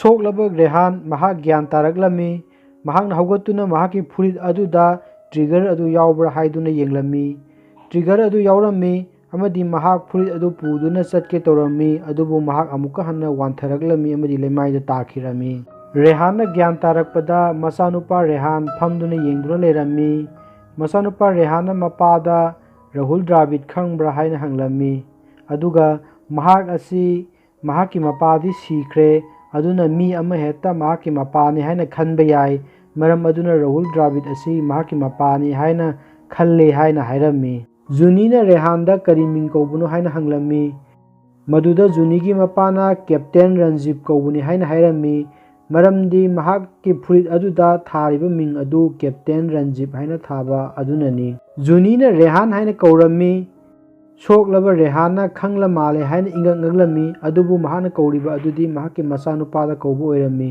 ꯔꯦꯍꯥꯟꯅ ꯖꯨꯅꯤꯒꯤ ꯃꯄꯥꯗ ꯌꯨꯝ ꯑꯁꯤꯗ ꯃꯤ 3 ꯈꯛꯇ ꯂꯩꯕ꯭ꯔꯥ ꯍꯥꯏꯅ ꯍꯪꯂꯝꯃꯤ꯫ ꯃꯗꯨꯗ ꯖꯨꯅꯤꯒꯤ ꯃꯄꯥꯅ ꯖꯨꯅꯤꯒꯤ ꯃꯃꯥꯗꯤ ꯆꯍꯤ 2ꯒꯤ ꯃꯃꯥꯡꯗ ꯂꯩꯈꯤꯗ꯭ꯔꯦ, ꯑꯗꯨꯒꯤ ꯃꯃꯥꯡꯗ ꯖꯨꯅꯤꯒꯤ ꯅꯨꯄꯥꯗꯤ ꯃꯤꯂꯤꯇꯦꯟꯒꯤ ꯕꯣꯝ ꯕ꯭ꯂꯥꯁ ꯑꯃꯗ ꯂꯩꯈꯤꯗ꯭ꯔꯦ ꯍꯥꯏꯅ ꯍꯥꯏꯔꯝꯃꯤ꯫ ꯁꯣꯛꯂꯕ ꯔꯦꯍꯥꯟ ꯊꯣꯡ ꯍꯥꯡꯗꯣꯛꯇꯨꯅ ꯃꯍꯥꯛ ꯆꯠꯈꯤꯒꯦ ꯍꯥꯏꯅ ꯇꯧꯔꯝꯃꯤ, ꯑꯗꯨꯕꯨ ꯃꯄꯥꯟꯗ ꯎꯟ ꯀꯟꯅ ꯇꯥꯕꯗꯒꯤ ꯃꯍꯥꯛ ꯆꯠꯄ ꯌꯥꯗꯅ ꯂꯩꯔꯝꯃꯤ꯫ ꯔꯦꯍꯥꯟ ꯑꯃꯗꯤ ꯖꯨꯅꯤ ꯑꯟꯇꯥꯛꯁꯔꯤ ꯇꯧꯗꯨꯅ ꯏꯁꯩ ꯁꯛꯇꯨꯅ ꯂꯩꯔꯝꯃꯤ꯫ ꯖꯨꯅꯤ ꯌꯥꯝꯅ ꯆꯤꯡꯅꯔꯝꯃꯤ ꯃꯗꯨꯗꯤ ꯃꯍꯥꯛꯀꯤ ꯂꯩꯈꯤꯗ꯭ꯔꯦ ꯍꯥꯏꯅ ꯈꯜꯂꯤꯕ ꯃꯄꯨꯔꯣꯏꯕ ꯑꯗꯨꯒ ꯌꯥꯝꯅ ꯃꯥꯟꯅꯕ ꯑꯗꯨꯗꯗꯤ꯫ ꯖꯨꯅꯤꯅ ꯌꯥꯝꯅ ꯆꯤꯡꯅꯕ ꯑꯗꯨ ꯎꯕꯗ ꯃꯍꯥꯛ ꯑꯁꯦꯡꯕꯗꯨ ꯍꯥꯏꯗꯣꯛꯂꯝꯃꯤ, ꯃꯍꯥꯛ ꯔꯦꯍꯥꯟꯅꯤ ꯍꯥꯏꯅ꯫ ꯔꯦꯍꯥꯟꯅ ꯖꯨꯅꯤꯗ ꯇꯧꯈꯤꯕ ꯑꯗꯨꯒꯤꯗꯃꯛꯇ ꯃꯍꯥꯛ ꯃꯁꯥꯃꯛ ꯐꯥꯎꯕ ꯉꯥꯛꯄꯤꯕ ꯉꯝꯂꯣꯏ ꯍꯥꯏꯅ ꯔꯦꯍꯥꯟ ꯃꯁꯥ ꯃꯊꯟꯇ ꯍꯥꯏꯖꯔꯝꯃꯤ꯫ ꯖꯨꯅꯤꯗꯒꯤ ꯂꯥꯞꯊꯣꯛꯅ ꯂꯩꯒꯅꯤ ꯍꯥꯏꯅ ꯃꯍꯥꯛ ꯃꯁꯥꯃꯛꯅ ꯋꯥꯁꯛꯈꯤ ꯍꯥꯏꯅ ꯔꯦꯍꯥꯟꯅ ꯍꯥꯏꯔꯝꯃꯤ꯫ ꯏꯁꯣꯔꯅ ꯃꯍꯥꯛꯄꯨ ꯖꯨꯅꯤꯒꯤ ꯊꯣꯡꯖꯤꯟꯗ ꯂꯥꯛꯇꯨꯅ ꯁꯤꯍꯟꯕꯤꯔꯦ, ꯑꯗꯨꯕꯨ ꯖꯨꯅꯤꯅ ꯃꯍꯥꯛꯄꯨ ꯑꯃꯨꯛ ꯍꯟꯅ ꯍꯤꯡꯍꯟꯕꯤꯔꯦ ꯍꯥꯏꯅ ꯔꯦꯍꯥꯟꯅ ꯍꯥꯏꯔꯝꯃꯤ꯫ ꯑꯗꯨꯕꯨ ꯍꯧꯖꯤꯛꯇꯤ ꯖꯨꯅꯤ ꯑꯃꯗꯤ ꯃꯆꯥꯅꯨꯄꯥꯒꯤꯗꯃꯛꯇ ꯍꯤꯡꯕ ꯄꯥꯝꯂꯦ ꯍꯥꯏꯅ ꯔꯦꯍꯥꯟꯅ ꯖꯨꯅꯤꯗ ꯍꯥꯏꯔꯝꯃꯤ꯫ ꯖꯨꯅꯤꯒꯤ ꯃꯄा ꯆꯪꯁꯤꯜꯂꯛꯇꯨꯅ ꯔꯦꯍꯥꯟꯗ ꯍꯪꯂꯝꯃꯤ, ꯅꯪ ꯔꯦꯍꯥꯟꯂꯥ? ꯃꯗꯨꯗ ꯔꯦꯍꯥꯟꯅ ꯃꯍꯥꯛ ꯔꯦꯍꯥꯟꯅꯤ ꯍꯥꯏꯅ ꯍꯥꯏꯔꯝꯃꯤ꯫ ꯔꯦꯍꯥꯟꯅ ꯃꯈꯥ ꯇꯥꯔꯛꯏ, ꯖꯨꯅꯤꯒ ꯑꯍꯥꯟꯕ ꯊꯦꯡꯅꯕ ꯃꯇꯝ ꯑꯗꯣ ꯃꯍꯥꯛꯀꯤ ꯃꯤꯁꯟ ꯑꯃꯅꯤ꯫ ꯖꯨꯅꯤꯒꯤ ꯃꯄꯥꯅ ꯍꯥꯏꯔꯛꯏ, ꯑꯣ, ꯑꯗꯨꯗ ꯅꯪꯅ ꯖꯨꯅꯤꯕꯨ ꯅꯨꯡꯁꯤꯈꯤꯕ ꯅꯠꯇ꯭ꯔꯥ? ꯅꯪꯅ ꯂꯨꯍꯣꯡꯒꯅꯤ ꯍꯥꯏꯅ ꯄ꯭ꯔꯣꯃꯤꯁ ꯇꯧꯈꯤꯕ ꯅꯠꯇ꯭ꯔꯥ? ꯇꯧꯔꯤꯕꯁꯤꯡ ꯑꯗꯨ ꯅꯪꯒꯤ ꯃꯤꯁꯟꯒꯤ ꯄꯥꯔꯠ ꯑꯃꯔꯥ ꯍꯥꯏꯅ ꯖꯨꯅꯤꯒꯤ ꯃꯄꯥꯅ ꯔꯦꯍꯥꯟꯗ ꯍꯪꯂꯝꯃꯤ꯫ ꯔꯦꯍꯥꯟꯅ ꯈꯨꯝꯂꯝꯃꯤ, ꯃꯗꯨ ꯑꯩꯒꯤ ꯑꯁꯣꯟꯕꯅꯤ, ꯃꯤꯁꯟ ꯑꯗꯨꯗ ꯅꯨꯡꯁꯤꯅꯕ ꯌꯥꯗꯦ, ꯃꯗꯨꯒꯤꯗꯃꯛꯇ ꯑꯩ ꯌꯥꯝꯅ ꯁꯣꯏꯈ꯭ꯔꯦ ꯍꯥꯏꯅ ꯔꯦꯍꯥꯟꯅ ꯍꯥꯏꯔꯝꯃꯤ꯫ ꯖꯨꯅꯤꯒꯤ ꯃꯄꯥꯅ ꯍꯥꯏꯔꯝꯃꯤ ꯃꯗꯨꯗꯤ ꯑꯃꯨꯛ ꯍꯟꯅ ꯃꯐꯝ ꯑꯁꯤꯗ ꯂꯥꯛꯂꯒ ꯑꯃꯨꯛ ꯍꯟꯅ ꯁꯣꯏꯈꯤꯒꯦ ꯈꯜꯂꯤꯕ꯭ꯔꯥ ꯍꯥꯏꯅ ꯔꯦꯍꯥꯟꯗ ꯍꯥꯏꯔꯝꯃꯤ꯫ ꯔꯦꯍꯥꯟꯅ ꯈꯨꯝꯂꯝꯃꯤ, ꯍꯧꯖꯤꯛ ꯐꯥꯎꯕꯒꯤꯗꯤ ꯃꯤꯁꯟ ꯑꯁꯤ ꯂꯣꯏꯗ꯭ꯔꯤ꯫ ꯎꯟꯒꯤ ꯅꯣꯡꯂꯩ ꯅꯨꯡꯁꯤꯠ ꯑꯁꯤ ꯂꯣꯏꯔꯕ ꯃꯇꯨꯡꯗ ꯃꯤꯁꯟ ꯑꯗꯨ ꯂꯣꯏꯒꯅꯤ꯫ ꯃꯤꯁꯟ ꯑꯗꯨ ꯂꯣꯏꯔꯕ ꯃꯇꯨꯡꯗ ꯖꯨꯅꯤꯒ ꯂꯣꯏꯅꯅ ꯂꯦꯝꯍꯧꯔꯤꯕ ꯄꯨꯟꯁꯤ ꯑꯗꯨ ꯂꯩꯒꯅꯤ ꯍꯥꯏꯅ ꯔꯦꯍꯥꯟꯅ ꯃꯄꯥꯗ ꯍꯥꯏꯔꯝꯃꯤ꯫ ꯖꯨꯅꯤꯒꯤ ꯃꯄꯥꯅ ꯍꯥꯏꯔꯝꯃꯤ, ꯃꯤꯁꯟ ꯃꯤꯁꯟ ꯃꯤꯁꯟ, ꯅꯈꯣꯏꯒꯤ ꯃꯤꯁꯟꯗꯨꯅ ꯑꯩꯈꯣꯏꯒꯤ ꯄꯨꯟꯁꯤ ꯑꯁꯤꯕꯨ ꯐꯥꯒꯤ ꯐꯔꯥꯡꯒꯨꯝꯅ ꯁꯥꯟꯅꯔꯤꯕ꯭ꯔꯥ? ꯔꯦꯍꯥꯟꯅ ꯍꯥꯏꯔꯝꯃꯤ, ꯑꯣꯏꯗꯕ ꯉꯥꯡꯕꯁꯨ ꯑꯩ ꯄꯥꯝꯗꯦ, ꯑꯗꯨꯒ ꯑꯆꯨꯝꯕ ꯉꯥꯡꯕꯁꯨ ꯑꯩ ꯉꯝꯗ꯭ꯔꯦ, ꯑꯗꯨꯕꯨ ꯑꯩꯅ ꯍꯥꯏꯕ ꯉꯝꯕꯗꯤ ꯑꯩꯒꯤ ꯅꯨꯡꯁꯤꯕꯗꯤ ꯑꯁꯦꯡꯕꯅꯤ꯫ ꯔꯦꯍꯥꯟꯅ ꯖꯨꯅꯤꯗ ꯑꯣꯟꯁꯤꯟꯗꯨꯅ ꯍꯥꯏꯔꯝꯃꯤ, ꯑꯩꯅ ꯅꯪꯕꯨ ꯌꯥꯝꯅ ꯋꯥꯍꯜꯂꯦ, ꯑꯗꯨꯒ ꯅꯪꯒꯤ ꯊꯃꯣꯏ ꯁꯣꯛꯍꯟꯅꯕ ꯍꯥꯏꯕꯁꯨ ꯅꯠꯇꯦ꯫ ꯑꯩ ꯈꯪꯏ ꯅꯪꯅ ꯑꯩꯕꯨ ꯉꯥꯛꯄꯤꯕ ꯐꯥꯎꯕꯗ ꯃꯇꯤꯛ ꯆꯥꯗ꯭ꯔꯕꯅꯤ, ꯑꯗꯨꯕꯨ ꯅꯪꯒꯤ ꯅꯃꯥꯡꯗ ꯂꯦꯞꯂꯤ, ꯅꯪꯅ ꯑꯩꯕꯨ ꯉꯥꯛꯄꯤꯒꯅꯤ ꯈꯟꯗꯨꯅ꯫ ꯖꯨꯅꯤꯅ ꯔꯦꯍꯥꯟꯗ ꯍꯥꯏꯔꯝꯃꯤ, ꯁꯛꯇꯝ ꯀꯌꯥ ꯌꯦꯛꯇꯨꯅ ꯅꯍꯥꯛꯀꯤ ꯁꯛꯇꯝ ꯁꯥꯒꯠꯅꯕ ꯍꯣꯠꯅꯈꯤ, ꯃꯗꯨꯗꯤ ꯃꯍꯥꯛꯀꯤ ꯃꯆꯥꯗ ꯃꯁꯤꯅꯤ ꯅꯍꯥꯛꯀꯤ ꯅꯄꯥꯗꯣ ꯍꯥꯏꯅ ꯎꯠꯅꯕꯒꯤꯗꯃꯛꯇ꯫ ꯖꯨꯅꯤꯅ ꯈꯥꯡꯈꯤꯕ ꯆꯩꯅꯥ ꯃꯤꯠꯇꯒꯤ ꯇꯥꯈꯤꯕ ꯄꯤꯁꯤꯡ ꯑꯗꯨ ꯍꯧꯖꯤꯛꯇꯤ ꯔꯦꯍꯥꯟꯅ ꯀꯔꯤꯁꯨ ꯅꯠꯇꯦ ꯍꯥꯏꯅ ꯍꯥꯏꯒꯗꯣꯔꯤꯕ꯭ꯔꯥ ꯍꯥꯏꯅ ꯖꯨꯅꯤꯅ ꯍꯥꯏꯔꯝꯃꯤ꯫ ꯈꯥꯡꯈ꯭ꯔꯤꯕ ꯆꯩꯅꯥ ꯑꯗꯨ ꯀꯔꯤꯒꯤ ꯑꯃꯨꯛ ꯍꯟꯅ ꯍꯜꯂꯍꯟꯒꯗꯣꯔꯤꯕꯅꯣ? ꯔꯦꯍꯥꯟꯕꯨ ꯖꯨꯅꯤꯒꯤ ꯃꯐꯝꯗ ꯀꯔꯤꯒꯤ ꯑꯃꯨꯛ ꯍꯟꯅ ꯍꯜꯂꯍꯟꯒꯗꯣꯔꯤꯕꯅꯣ? ꯃꯗꯨꯒꯤ ꯆꯥꯅꯕ ꯃꯔꯝ ꯑꯃꯠꯇ ꯄꯤꯌꯨ ꯍꯥꯏꯅ ꯖꯨꯅꯤꯅ ꯔꯦꯍꯥꯟꯗ ꯍꯥꯏꯔꯝꯃꯤ꯫ ꯔꯦꯍꯥꯟꯅ ꯍꯥꯏꯔꯝꯃꯤ, ꯋꯥ ꯑꯃꯠꯇ ꯉꯥꯡꯗꯕꯅ ꯑꯩꯒꯤ ꯑꯆꯨꯝꯕ ꯍꯥꯏꯕꯗꯨ ꯑꯣꯏꯒꯅꯤ, ꯑꯩꯅ ꯉꯥꯡꯂꯨꯕ ꯈꯨꯗꯤꯡꯃꯛ ꯑꯩꯒꯤ ꯑꯔꯥꯟꯕ ꯉꯥꯛꯇ ꯑꯣꯏꯔꯦ꯫ ꯃꯗꯨꯗꯒꯤ ꯖꯨꯅꯤꯅ ꯃꯍꯥꯛꯀꯤ ꯋꯥꯈꯜꯅ ꯁꯥꯒꯠꯇꯨꯅ ꯌꯦꯛꯆꯕ ꯔꯦꯍꯥꯟꯒꯤ ꯁꯛꯇꯝꯁꯤꯡ ꯑꯗꯨ ꯃꯅꯨꯡꯗ ꯂꯪꯁꯤꯟꯗꯨꯅ ꯆꯥꯛꯍꯜꯂꯝꯃꯤ꯫ ꯔꯦꯍꯥꯟ ꯖꯨꯅꯤꯒꯤ ꯃꯌꯨꯝꯗꯒꯤ ꯊꯣꯛꯂꯛꯂꯦ, ꯑꯗꯨꯕꯨ ꯃꯆꯥꯅꯨꯄꯥ ꯔꯦꯍꯥꯟꯅ ꯀꯔꯤꯒꯤ ꯆꯠꯂꯤꯕꯅꯣ ꯍꯥꯏꯅ ꯍꯪꯂꯝꯃꯤ꯫ ꯃꯄꯥ ꯔꯦꯍꯥꯟꯅ ꯃꯍꯥꯛꯇꯤ ꯔꯥꯍꯨꯜ ꯗ꯭ꯔꯥꯕꯤꯗꯀꯨꯝꯅ ꯀ꯭ꯔꯤꯀꯦꯠ ꯁꯥꯟꯅꯕ ꯍꯩꯇꯦ ꯍꯥꯏꯅ ꯈꯨꯝꯂꯝꯃꯤ, ꯃꯗꯨꯗ ꯃꯆꯥꯅꯨꯄꯥ ꯔꯦꯍꯥꯟꯅ ꯃꯍꯥꯛꯅ ꯇꯝꯕꯤꯒꯦ ꯍꯥꯏꯅ ꯍꯥꯏꯔꯝꯃꯤ꯫ ꯔꯦꯍꯥꯟ ꯃꯆꯥꯅꯨꯄꯥꯕꯨ ꯅꯨꯡꯁꯤꯅ ꯆꯦꯠꯅ ꯀꯣꯜꯂꯝꯂꯒ ꯃꯍꯥꯛ ꯆꯠꯈ꯭ꯔꯦ꯫ ꯔꯦꯍꯥꯟ ꯆꯠꯈ꯭ꯔꯦ ꯈꯪꯕꯗꯒꯤ ꯖꯨꯅꯤꯅ ꯇꯥꯟꯅꯔꯛꯂꯝꯃꯤ꯫ ꯖꯨꯅꯤꯅ ꯔꯦꯍꯥꯟꯒꯤ ꯃꯃꯥꯏꯗ ꯈꯨꯄꯥꯛꯅ ꯊꯥꯔꯝꯃꯤ, ꯑꯗꯨꯒ ꯀꯔꯤꯒꯤ ꯃꯍꯥꯛꯄꯨ ꯊꯥꯗꯣꯛꯇꯨꯅ ꯆꯠꯂꯤꯕꯅꯣ ꯍꯥꯏꯅ ꯍꯥꯏꯔꯝꯃꯤ꯫ ꯖꯨꯅꯤꯅ ꯍꯥꯏꯔꯝꯃꯤ, ꯅꯪꯒꯤ ꯄꯨꯟꯁꯤꯁꯦ ꯑꯩꯒꯤꯅꯤ, ꯅꯪ ꯑꯩꯕꯨ ꯀꯩꯗꯧꯉꯩꯗꯁꯨ ꯊꯥꯗꯣꯛꯇꯨꯅ ꯆꯠꯄ ꯌꯥꯔꯣꯏ ꯍꯥꯏꯅ ꯍꯥꯏꯔꯝꯃꯤ꯫ ꯃꯗꯨꯒꯤ ꯃꯇꯨꯡꯗ ꯏꯁꯩꯒꯤ ꯁꯤꯟ ꯑꯃ ꯑꯃꯨꯛ ꯂꯩꯔꯦ꯫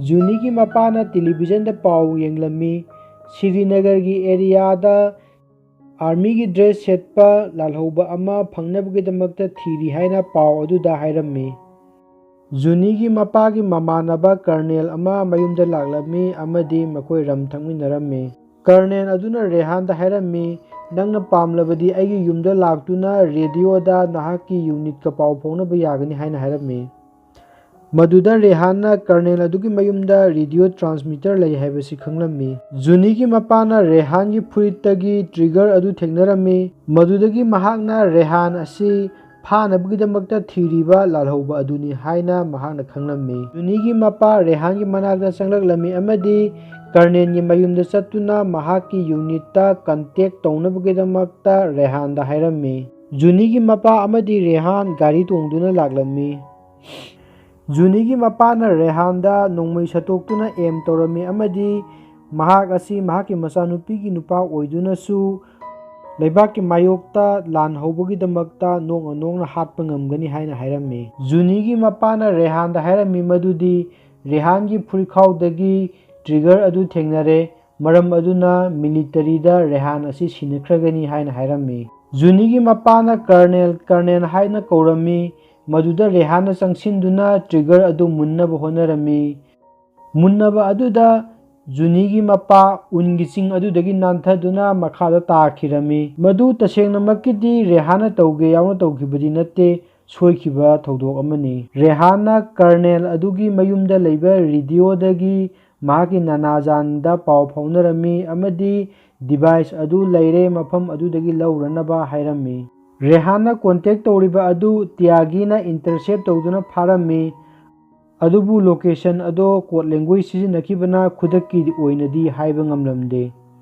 ꯖꯨꯅꯤ ꯑꯃꯗꯤ ꯃꯍꯥꯛꯀꯤ ꯃꯆꯥꯅꯨꯄꯥꯅ ꯂꯥꯛꯄꯗ ꯃꯍꯥꯛꯀꯤ ꯃꯄꯥ ꯑꯗꯨ ꯎꯟꯅ ꯐꯝꯖꯤꯟꯗꯨꯅ ꯁꯤꯗꯨꯅ ꯂꯩꯕ ꯑꯗꯨ ꯊꯦꯡꯅꯔꯝꯃꯤ꯫ ꯖꯨꯅꯤ ꯊꯋꯥꯏ ꯅꯨꯡꯉꯥꯏꯇꯅ ꯃꯌꯨꯝꯗ ꯂꯩꯔꯝꯃꯤ꯫ ꯇꯥꯟꯖꯥ ꯑꯗꯨꯗ ꯔꯦꯍꯥꯟ ꯆꯪꯂꯛꯂꯝꯃꯤ꯫ ꯖꯨꯅꯤꯅ ꯔꯦꯍꯥꯟꯗ ꯃꯄꯥꯗꯤ ꯀꯗꯥꯏꯗ ꯆꯠꯈ꯭ꯔꯦ ꯍꯥꯏꯅ ꯍꯪꯂꯝꯃꯤ, ꯃꯗꯨꯗ ꯔꯦꯍꯥꯟꯅ ꯀꯔꯅꯦꯜ ꯑꯪꯀꯜꯒ ꯂꯣꯏꯅꯅ ꯗ꯭ꯔꯤꯡꯛ ꯇꯧꯍꯧꯔꯤ ꯍꯥꯏꯅ ꯍꯥꯏꯔꯝꯃꯤ꯫ ꯇꯦꯂꯤꯚꯤꯖꯟꯗ ꯔꯦꯍꯥꯟ ꯐꯥꯅꯕꯒꯤꯗꯃꯛꯇ ꯊꯤꯕꯒꯤ ꯄꯥꯎ ꯑꯗꯨ ꯖꯨꯅꯤꯅ ꯊꯦꯡꯅꯔꯝꯃꯤ꯫ ꯖꯨꯅꯤꯅ ꯆꯤꯡꯅꯗꯨꯅ ꯔꯦꯍꯥꯟꯒꯤ ꯖꯦꯀꯦꯠ ꯑꯗꯨꯗ ꯌꯦꯡꯕꯗ ꯇ꯭ꯔꯤगर ꯑꯗꯨ ꯌꯥꯎꯔꯝꯃꯤ, ꯃꯗꯨꯗꯒꯤ ꯃꯍꯥꯛꯅ ꯇ꯭ꯔꯤगर ꯑꯗꯨ ꯄꯨꯗꯨꯅ ꯀꯔꯅꯦꯜ ꯑꯪꯀꯜꯒꯤ ꯃꯌꯨꯝꯗ ꯃꯆꯥꯒ ꯂꯣꯏꯅꯅ ꯂꯥꯛꯂꯝꯃꯤ꯫ ꯔꯦꯍꯥꯟꯅ ꯖꯨꯅꯤꯅ ꯃꯆꯥꯒ ꯂꯣꯏꯅꯅ ꯒꯥꯔꯤ ꯊꯧꯗꯨꯅ ꯆꯠꯈꯤꯕ ꯑꯗꯨ ꯎꯔꯝꯃꯤ ꯑꯃꯗꯤ ꯃꯇꯨꯡ ꯏꯟꯅꯗꯨꯅ ꯇꯥꯟꯅꯔꯛꯂꯝꯃꯤ꯫ ꯖꯨꯅꯤꯅ ꯀꯔꯅꯦꯜ ꯑꯪꯀꯜꯒꯤ ꯃꯌꯨꯝꯗ ꯆꯪꯂꯛꯄꯗ ꯏꯃꯨꯡꯗ ꯏ-ꯅꯥꯏ ꯇꯥꯗꯨꯅ ꯃꯤ ꯁꯤꯈꯤꯕꯒꯤ ꯈꯨꯗꯝ ꯈꯔ ꯎꯕ ꯐꯪꯂꯝꯃꯤ꯫ ꯖꯨꯅꯤꯅ ꯊꯣꯡꯅꯥꯎꯁꯤꯡ ꯑꯗꯨ ꯆꯦꯠꯅ ꯂꯣꯛ ꯇꯧꯁꯤꯜꯂꯝꯃꯤ ꯃꯗꯨꯒ ꯔꯦꯗꯤꯑꯣ ꯇ꯭ꯔꯥꯟꯁꯃꯤꯇꯔ ꯑꯗꯨꯒꯤ ꯈꯨꯠꯊꯥꯡꯗꯒꯤ ꯀꯟꯇꯦꯛ ꯇꯧꯅꯕ ꯍꯣꯠꯅꯔꯝꯃꯤ꯫ ꯀꯟꯇꯦꯛ ꯑꯗꯨꯗ ꯇ꯭ꯌꯥꯒꯤꯒ ꯄꯥꯎ ꯐꯥꯎꯅꯕ ꯉꯝꯂꯝꯃꯤ꯫ ꯖꯨꯅꯤꯅ ꯍꯥꯏꯔꯝꯃꯤ ꯃꯍꯥꯛꯀꯤ ꯃꯄꯨꯔꯣꯏꯕ ꯑꯁꯤ ꯁꯤꯈ꯭ꯔꯦ ꯍꯥꯏꯅ ꯈꯜꯂꯨꯕꯅꯤ ꯑꯗꯨꯕꯨ ꯃꯍꯥꯛ ꯅꯨꯃꯤꯠ 9ꯅꯤꯒꯤ ꯃꯃꯥꯡꯗ ꯑꯃꯨꯛ ꯂꯥꯛꯂꯦ꯫ ꯅꯈꯣꯏꯅ ꯊꯤꯔꯤꯕ ꯃꯤꯁꯛ ꯑꯗꯣ ꯃꯍꯥꯛ ꯑꯣꯏꯔꯝꯒꯅꯤ ꯍꯥꯏꯅ ꯈꯜꯂꯤ꯫ ꯃꯍꯥꯛꯅ ꯑꯩꯒꯤ ꯄꯄꯥ ꯑꯃꯗꯤ ꯑꯪꯀꯜ ꯀꯔꯅꯦꯜꯕꯨ ꯍꯥꯠꯂꯝꯕ ꯌꯥꯏ ꯑꯗꯨꯕꯨ ꯑꯩ ꯇꯁꯦꯡꯅꯗꯤ ꯈꯪꯗꯦ꯫ ꯑꯩ ꯑꯃꯗꯤ ꯑꯩꯒꯤ ꯏꯆꯥ ꯈꯛꯇꯒꯅꯤ ꯍꯧꯖꯤꯛ ꯂꯩꯔꯤꯕꯁꯤ ꯍꯥꯏꯅ ꯍꯥꯏꯔꯝꯃꯤ꯫ ꯑꯦꯟꯇꯤ ꯇꯦꯔꯣꯔꯤꯁ ꯁ꯭ꯄꯦꯁꯤꯑꯦꯜ ꯐꯣꯔꯁꯀꯤ ꯇ꯭ꯌꯥꯒꯤꯅ ꯍꯥꯏꯔꯛꯏ ꯖꯨꯅꯤ ꯀꯤꯒꯅꯨ ꯑꯩꯅ ꯍꯥꯏꯔꯤꯕꯁꯤ ꯌꯥꯝꯅ ꯆꯦꯛꯁꯤꯟꯅ ꯇꯥꯎ꯫ ꯅꯍꯥꯛꯀꯤ ꯃꯄꯨꯔꯣꯏꯕꯗꯨ ꯏꯂꯦꯛꯇ꯭ꯔꯣꯅꯤꯛ ꯄꯥꯔꯠ ꯑꯃ ꯄꯨꯗꯨꯅ ꯂꯥꯛꯄ꯭ꯔꯥ? ꯖꯨꯅꯤꯅ ꯍꯥꯏꯔꯝꯃꯤ ꯍꯣꯏ ꯑꯩꯅ ꯇꯤꯚꯤꯗ ꯎꯈ꯭ꯔꯦ ꯗꯤꯚꯥꯏꯁ ꯑꯗꯨ ꯑꯩꯒꯤ ꯅꯥꯛꯇ ꯂꯩꯔꯦ꯫ ꯃꯗꯨꯗꯒꯤ ꯇ꯭ꯌꯥꯒꯤꯅ ꯍꯥꯏꯔꯛꯏ ꯅꯍꯥꯛꯀꯤ ꯅꯄꯨꯔꯣꯏꯕ ꯑꯗꯨꯅꯤ ꯑꯩꯈꯣꯏꯅ ꯊꯤꯔꯤꯕꯁꯤ꯫ ꯃꯍꯥꯛ ꯑꯁꯤ ꯇꯦꯔꯣꯔꯤꯁ ꯑꯃꯅꯤ꯫ ꯌꯥꯝꯅ ꯆꯦꯛꯁꯤꯟꯅ ꯃꯨꯟꯅ ꯇꯥꯎ ꯖꯨꯅꯤ꯫ ꯑꯩꯅ ꯅꯉꯣꯟꯗ ꯍꯥꯏꯔꯤꯕꯁꯤ ꯌꯥꯝꯅ ꯃꯔꯨꯑꯣꯏꯕ ꯄꯣꯠ ꯑꯃꯅꯤ꯫ ꯃꯍꯥꯛꯅ ꯀꯔꯤꯒꯨꯝꯕ ꯇ꯭ꯔꯤꯒꯔꯗꯨ ꯄꯨꯗꯨꯅ ꯆꯠꯈ꯭ꯔꯕꯗꯤ ꯃꯍꯥꯛꯀꯤ ꯂꯤꯗꯔꯁꯤꯡꯒ ꯊꯦꯡꯅꯗꯨꯅ ꯃꯗꯨꯒꯤ ꯇ꯭ꯔꯤꯒꯔ ꯑꯗꯨꯅ ꯅ꯭ꯌꯨꯀ꯭ꯂꯤꯌꯔ ꯕꯣꯝ ꯄꯣꯈꯥꯏꯍꯜꯂꯛꯄꯗ ꯁꯤꯖꯤꯟꯅꯔꯛꯀꯅꯤ ꯃꯗꯨ ꯑꯩꯈꯣꯏꯒꯤ ꯂꯩꯕꯥꯛꯇ ꯑꯣꯏꯔꯛꯀꯅꯤ꯫ ꯃꯤꯑꯣꯏ ꯃꯤꯂꯤꯌꯟ ꯀꯌꯥ ꯑꯃ ꯁꯤꯒꯅꯤ꯫ ꯁꯤꯒꯗꯧꯔꯤꯕ ꯃꯤꯁꯤꯡ ꯑꯗꯣ ꯑꯩꯒꯤ ꯏꯆꯥꯅꯨꯄꯤ ꯑꯣꯏꯕ ꯌꯥꯏ ꯅꯠꯇ꯭ꯔꯒ ꯅꯍꯥꯛꯀꯤ ꯅꯆꯥꯅꯨꯄꯥ ꯑꯗꯨ ꯑꯣꯏꯕꯁꯨ ꯌꯥꯏ꯫ ꯃꯁꯤꯗꯤ ꯇꯨꯝꯅ ꯁꯤꯒꯗꯕ ꯄꯣꯠ ꯑꯃꯅꯤ ꯑꯗꯨꯕꯨ ꯃꯁꯤ ꯊꯤꯡꯕ ꯉꯝꯒꯗꯕ ꯑꯁꯤ ꯅꯪꯅꯤ꯫ ꯅꯍꯥꯛꯀꯤ ꯂꯣꯀꯦꯁꯟ ꯑꯗꯨ ꯑꯩꯈꯣꯏ ꯈꯪꯂꯦ꯫ ꯍꯌꯦꯡ ꯑꯌꯨꯛꯇꯗꯤ ꯃꯐꯝ ꯑꯗꯨꯗ ꯑꯩꯈꯣꯏ ꯌꯧꯔꯛꯂꯒꯅꯤ꯫ ꯔꯦꯍꯥꯟ ꯖꯨꯅꯤꯕꯨ ꯊꯤꯗꯨꯅ ꯀꯔꯅꯦꯜ ꯑꯪꯀꯜꯒꯤ ꯃꯌꯨꯝꯗ ꯂꯥꯛꯂꯝꯃꯤ꯫ ꯔꯦꯍꯥꯟꯅ ꯍꯥꯏꯔꯝꯃꯤ ꯑꯩꯉꯣꯟꯗꯒꯤ ꯂꯥꯞꯊꯣꯛꯇꯨꯅ ꯆꯦꯟꯈꯤꯒꯦ ꯍꯣꯠꯅꯔꯤꯕ꯭ꯔꯥ? ꯃꯗꯨꯗ ꯖꯨꯅꯤꯅ ꯍꯥꯏꯔꯝꯃꯤ ꯑꯩꯒꯤ ꯔꯦꯍꯥꯟ ꯑꯃꯈꯛꯇ ꯂꯩ ꯃꯗꯨ ꯑꯩꯒꯤ ꯏꯆꯥꯅꯨꯄꯥ ꯑꯗꯨꯅꯤ꯫ ꯇꯟꯖꯥ ꯑꯗꯨꯗ ꯃꯆꯥꯅꯨꯄꯥ ꯔꯦꯍꯥꯟ ꯃꯤꯀꯞ ꯊꯣꯛꯂꯛꯇꯨꯅ ꯄꯄꯥ ꯀꯔꯤ ꯇꯧꯔꯕꯒꯦ ꯍꯥꯏꯅ ꯃꯄꯥꯗ ꯍꯪꯂꯝꯃꯤ꯫ ꯖꯨꯅꯤꯅ ꯔꯦꯍꯥꯟꯗ ꯍꯥꯏꯔꯝꯃꯤ ꯅꯪꯅ ꯑꯩꯒꯤ ꯄꯄꯥꯕꯨ ꯌꯥꯝꯅ ꯂꯥꯏꯅ ꯍꯥꯠꯂꯕ? ꯔꯦꯍꯥꯟꯅ ꯈꯨꯝꯂꯛꯂꯝꯃꯤ ꯑꯩꯅ ꯍꯥꯠꯄ ꯅꯠꯇꯦ ꯃꯗꯨꯗꯤ ꯑꯦꯛꯁꯤꯗꯦꯟꯅꯤ꯫ ꯖꯨꯅꯤꯅ ꯃꯈꯥ ꯇꯥꯔꯛꯏ ꯀꯔꯅꯦꯜ ꯑꯪꯀꯜꯗꯤ? ꯃꯗꯨꯗ ꯔꯦꯍꯥꯟꯅ ꯃꯗꯨꯒꯤ ꯄꯥꯎꯈꯨꯝ ꯄꯤꯗꯕꯤꯗ ꯇ꯭ꯔꯤꯒꯔ ꯑꯗꯨ ꯃꯉꯣꯟꯗ ꯄꯤꯔꯛꯑꯣ ꯍꯥꯏꯅ ꯍꯥꯏꯔꯝꯃꯤ꯫ ꯖꯨꯅꯤꯅ ꯍꯥꯏꯔꯝꯃꯤ ꯀꯔꯤꯒꯤꯅꯣ ꯑꯩꯕꯨ ꯍꯥꯠꯂꯒꯦ ꯍꯥꯏꯔꯤꯕ꯭ꯔꯥ ꯍꯥꯏꯅ ꯍꯪꯂꯝꯃꯤ꯫ ꯔꯦꯍꯥꯟꯅ ꯖꯨꯅꯤꯗ ꯍꯥꯏꯔꯝꯃꯤ ꯅꯪꯅ ꯇ꯭ꯔꯤꯒꯔ ꯑꯗꯨ ꯄꯤꯗ꯭ꯔꯕꯗꯤ ꯑꯩꯈꯣꯏꯒꯤ ꯏꯃꯥꯡꯗ ꯑꯩꯈꯣꯏꯒꯤ ꯏꯆꯥ ꯔꯦꯍꯥꯟꯕꯨ ꯃꯈꯣꯏꯅ ꯍꯥꯠꯈ꯭ꯔꯒꯅꯤ ꯅꯍꯥꯛꯄꯨꯁꯨ ꯑꯩꯒꯤ ꯏꯃꯥꯡꯗ ꯍꯥꯠꯈ꯭ꯔꯒꯅꯤ ꯑꯗꯨꯒ ꯑꯩꯕꯨꯁꯨ ꯍꯥꯠꯈ꯭ꯔꯒꯅꯤ꯫ ꯃꯗꯨꯗꯒꯤ ꯔꯦꯍꯥꯟꯅ ꯇ꯭ꯔꯤꯒꯔ ꯑꯗꯨ ꯖꯨꯅꯤꯗꯒꯤ ꯂꯧꯔꯝꯃꯤ꯫ ꯖꯨꯅꯤꯅ ꯍꯥꯏꯔꯝꯃꯤ ꯕꯣꯝ ꯑꯗꯨꯅ ꯃꯤꯑꯣꯏ ꯂꯥꯈ ꯀꯌꯥ ꯑꯃ ꯍꯥꯠꯀꯗꯣꯔꯤꯕ ꯑꯗꯨꯗꯤ? ꯃꯗꯨꯗ ꯔꯦꯍꯥꯟꯅ ꯍꯥꯏꯔꯝꯃꯤ ꯕꯣꯝ ꯑꯁꯤꯗꯤ ꯁꯤꯖꯤꯟꯅꯔꯣꯏ ꯃꯁꯤꯗꯤ ꯀꯤꯍꯟꯅꯕ ꯈꯛꯀꯤꯅꯤ꯫ ꯖꯨꯅꯤꯅ ꯍꯥꯏꯔꯝꯃꯤ ꯅꯪꯅ ꯑꯩꯉꯣꯟꯗ ꯃꯃꯥꯡꯊꯛꯇ ꯑꯣꯏꯗꯕ ꯉꯥꯡꯈ꯭ꯔꯦ ꯍꯧꯖꯤꯛ ꯑꯩꯅ ꯅꯪꯕꯨ ꯑꯃꯨꯛ ꯊꯥꯖꯈꯤꯒꯗ꯭ꯔꯥ ꯍꯥꯏꯅ ꯍꯥꯏꯔꯝꯃꯤ꯫ ꯇꯥꯟꯖꯥ ꯑꯗꯨꯗ ꯅꯥꯅꯥꯖꯥꯟꯒꯤ ꯍꯦꯂꯤꯀꯣꯞꯇꯔ ꯄꯥꯏꯔꯛꯂꯝꯃꯤ꯫ ꯖꯨꯅꯤꯅ ꯔꯦꯍꯥꯟꯗ ꯃꯍꯥꯛ ꯆꯠꯄ ꯌꯥꯔꯣꯏ ꯍꯥꯏꯗꯨꯅ ꯅꯣꯡꯃꯩꯅ ꯑꯦꯝ ꯇꯧꯔꯝꯃꯤ ꯑꯗꯨꯕꯨ ꯔꯦꯍꯥꯟꯅ ꯑꯩ ꯍꯌꯦꯡ ꯁꯣꯏꯗꯅ ꯂꯥꯛꯀꯅꯤ ꯍꯥꯏꯅ ꯖꯨꯅꯤꯗ ꯍꯥꯏꯔꯝꯃꯤ꯫ ꯔꯦꯍꯥꯟ ꯇ꯭ꯔꯤꯒꯔ ꯑꯗꯨ ꯄꯨꯔꯗꯨꯅ ꯍꯦꯂꯤꯀꯣꯞꯇꯔ ꯑꯗꯨꯒꯤ ꯃꯅꯥꯛ ꯇꯝꯅ ꯂꯥꯛꯏ꯫ ꯃꯗꯨꯗ ꯖꯨꯅꯤꯁꯨ ꯃꯇꯨꯡꯗ ꯅꯣꯡꯃꯩ ꯄꯥꯏꯗꯨꯅ ꯔꯦꯍꯥꯟꯕꯨ ꯇꯥꯟꯅꯔꯛꯏ꯫ ꯖꯨꯅꯤꯅ ꯅꯣꯡꯃꯩ ꯃꯔꯨ ꯑꯃ ꯔꯦꯍꯥꯟꯒꯤ ꯃꯈꯣꯡ ꯃꯌꯥꯗ ꯀꯥꯞꯄꯤ ꯑꯗꯨꯕꯨ ꯔꯦꯍꯥꯟ ꯍꯟꯅ ꯐꯥꯎꯕ ꯌꯦꯡꯂꯝꯗꯅ ꯆꯠꯂꯝꯃꯤ꯫ ꯃꯗꯨꯗꯒꯤ ꯖꯨꯅꯤꯅ ꯔꯦꯍꯥꯟꯒꯤ ꯃꯈꯣꯡꯗ ꯅꯣꯡꯃꯩ ꯃꯔꯨ ꯑꯃ ꯀꯥꯞꯂꯝꯃꯤ꯫ ꯃꯗꯨꯗꯒꯤ ꯔꯦꯍꯥꯟ ꯁꯥꯎꯔꯗꯨꯅ ꯃꯍꯥꯛꯁꯨ ꯅꯣꯡꯃꯩ ꯁꯠꯇꯣꯛꯂꯗꯨꯅ ꯖꯨꯅꯤ ꯇꯝꯅ ꯅꯣꯡꯃꯩ ꯑꯗꯨ ꯑꯦꯝ ꯇꯝꯂꯝꯃꯤ꯫ ꯑꯗꯨꯕꯨ ꯔꯦꯍꯥꯟ ꯍꯧꯈ꯭ꯔꯕ ꯊꯧꯗꯣꯛꯁꯤꯡ ꯅꯤꯡꯁꯤꯡꯗꯨꯅ ꯅꯣꯡꯃꯩ ꯑꯗꯨ ꯀꯥꯞꯄꯗꯤ ꯉꯝꯂꯝꯗꯦ꯫ ꯃꯗꯨꯗꯒꯤ ꯔꯦꯍꯥꯟ ꯃꯈꯣꯡ ꯁꯦꯛꯅ ꯁꯦꯛꯅ ꯍꯦꯂꯤꯀꯣꯞꯇꯔ ꯑꯗꯨ ꯇꯝꯅ ꯆꯪꯁꯤꯜꯂꯝꯃꯤ꯫ ꯖꯨꯅꯤꯅ ꯑꯃꯨꯛꯀꯁꯨ ꯀꯥꯞꯂꯛꯄ ꯅꯣꯡꯃꯩ ꯃꯔꯨ ꯑꯃꯅ ꯔꯦꯍꯥꯟꯗ ꯄꯥꯜꯂꯝꯃꯤ ꯑꯃꯗꯤ ꯔꯦꯍꯥꯟ ꯂꯩꯃꯥꯏꯊꯛꯇ ꯇꯥꯔꯝꯃꯤ꯫ ꯅꯥꯅꯥꯖꯥꯟꯅ ꯖꯨꯅꯤꯗ ꯅꯣꯡꯃꯩꯅ ꯀꯥꯞꯀꯦ ꯍꯥꯏꯗꯨꯅ ꯑꯦꯝ ꯇꯧꯔꯤꯉꯩꯗ ꯇ꯭ꯌꯥꯒꯤ ꯍꯣꯏꯒꯤ ꯄꯥꯔꯇꯤ ꯑꯗꯨ ꯍꯦꯂꯤꯀꯣꯞꯇꯔ ꯑꯃ ꯇꯣꯡꯗꯨꯅ ꯂꯥꯛꯂꯝꯃꯤ ꯑꯃꯗꯤ ꯅꯥꯅꯥꯖꯥꯟ ꯇꯝꯅ ꯅꯣꯡꯃꯩ ꯀꯥꯞꯁꯤꯜꯂꯝꯃꯤ꯫ ꯃꯗꯨꯗꯒꯤ ꯅꯥꯅꯥꯖꯥꯟ ꯅꯣꯡꯃꯩꯅ ꯄꯥꯜꯂꯝꯃꯤ ꯃꯈꯣꯏꯒꯤ ꯍꯦꯂꯤꯀꯣꯞꯇꯔ ꯑꯗꯨꯁꯨ ꯀꯥꯏꯔꯝꯃꯤ꯫ ꯖꯨꯅꯤ ꯔꯦꯍꯥꯟꯒꯤ ꯃꯅꯥꯛꯇ ꯆꯦꯟꯁꯤꯟꯗꯨꯅ ꯔꯦꯍꯥꯟꯕꯨ ꯀꯣꯟꯗꯨꯅ ꯀꯞꯂꯝꯃꯤ꯫ ꯅꯪꯅ ꯔꯦꯍꯥꯟꯕꯨ ꯅꯨꯡꯁꯤꯕꯗꯒꯤ ꯔꯦꯍꯥꯟꯅ ꯅꯪꯕꯨ ꯅꯨꯡꯁꯤꯕꯅ ꯍꯦꯜꯂꯤ ꯍꯥꯏꯔꯝꯂꯒ ꯔꯦꯍꯥꯟꯒꯤ ꯑꯔꯣꯏꯕ ꯃꯤꯀꯨꯞ ꯍꯥꯏꯕꯗꯨ ꯑꯣꯏꯈ꯭ꯔꯦ꯫ ꯃꯊꯪꯒꯤ ꯁꯤꯟꯗ ꯖꯨꯅꯤ ꯑꯃꯗꯤ ꯃꯍꯥꯛꯀꯤ ꯃꯆꯥꯅꯨꯄꯥ ꯔꯦꯍꯥꯟꯒꯤ ꯃꯪꯐꯝꯗ ꯂꯩ ꯀꯠꯂꯝꯃꯤ꯫ matang asida film asi loikhirami. Film asigi explanation asida asoibe yaurbasu mayam khwai punamangna ngakpigani.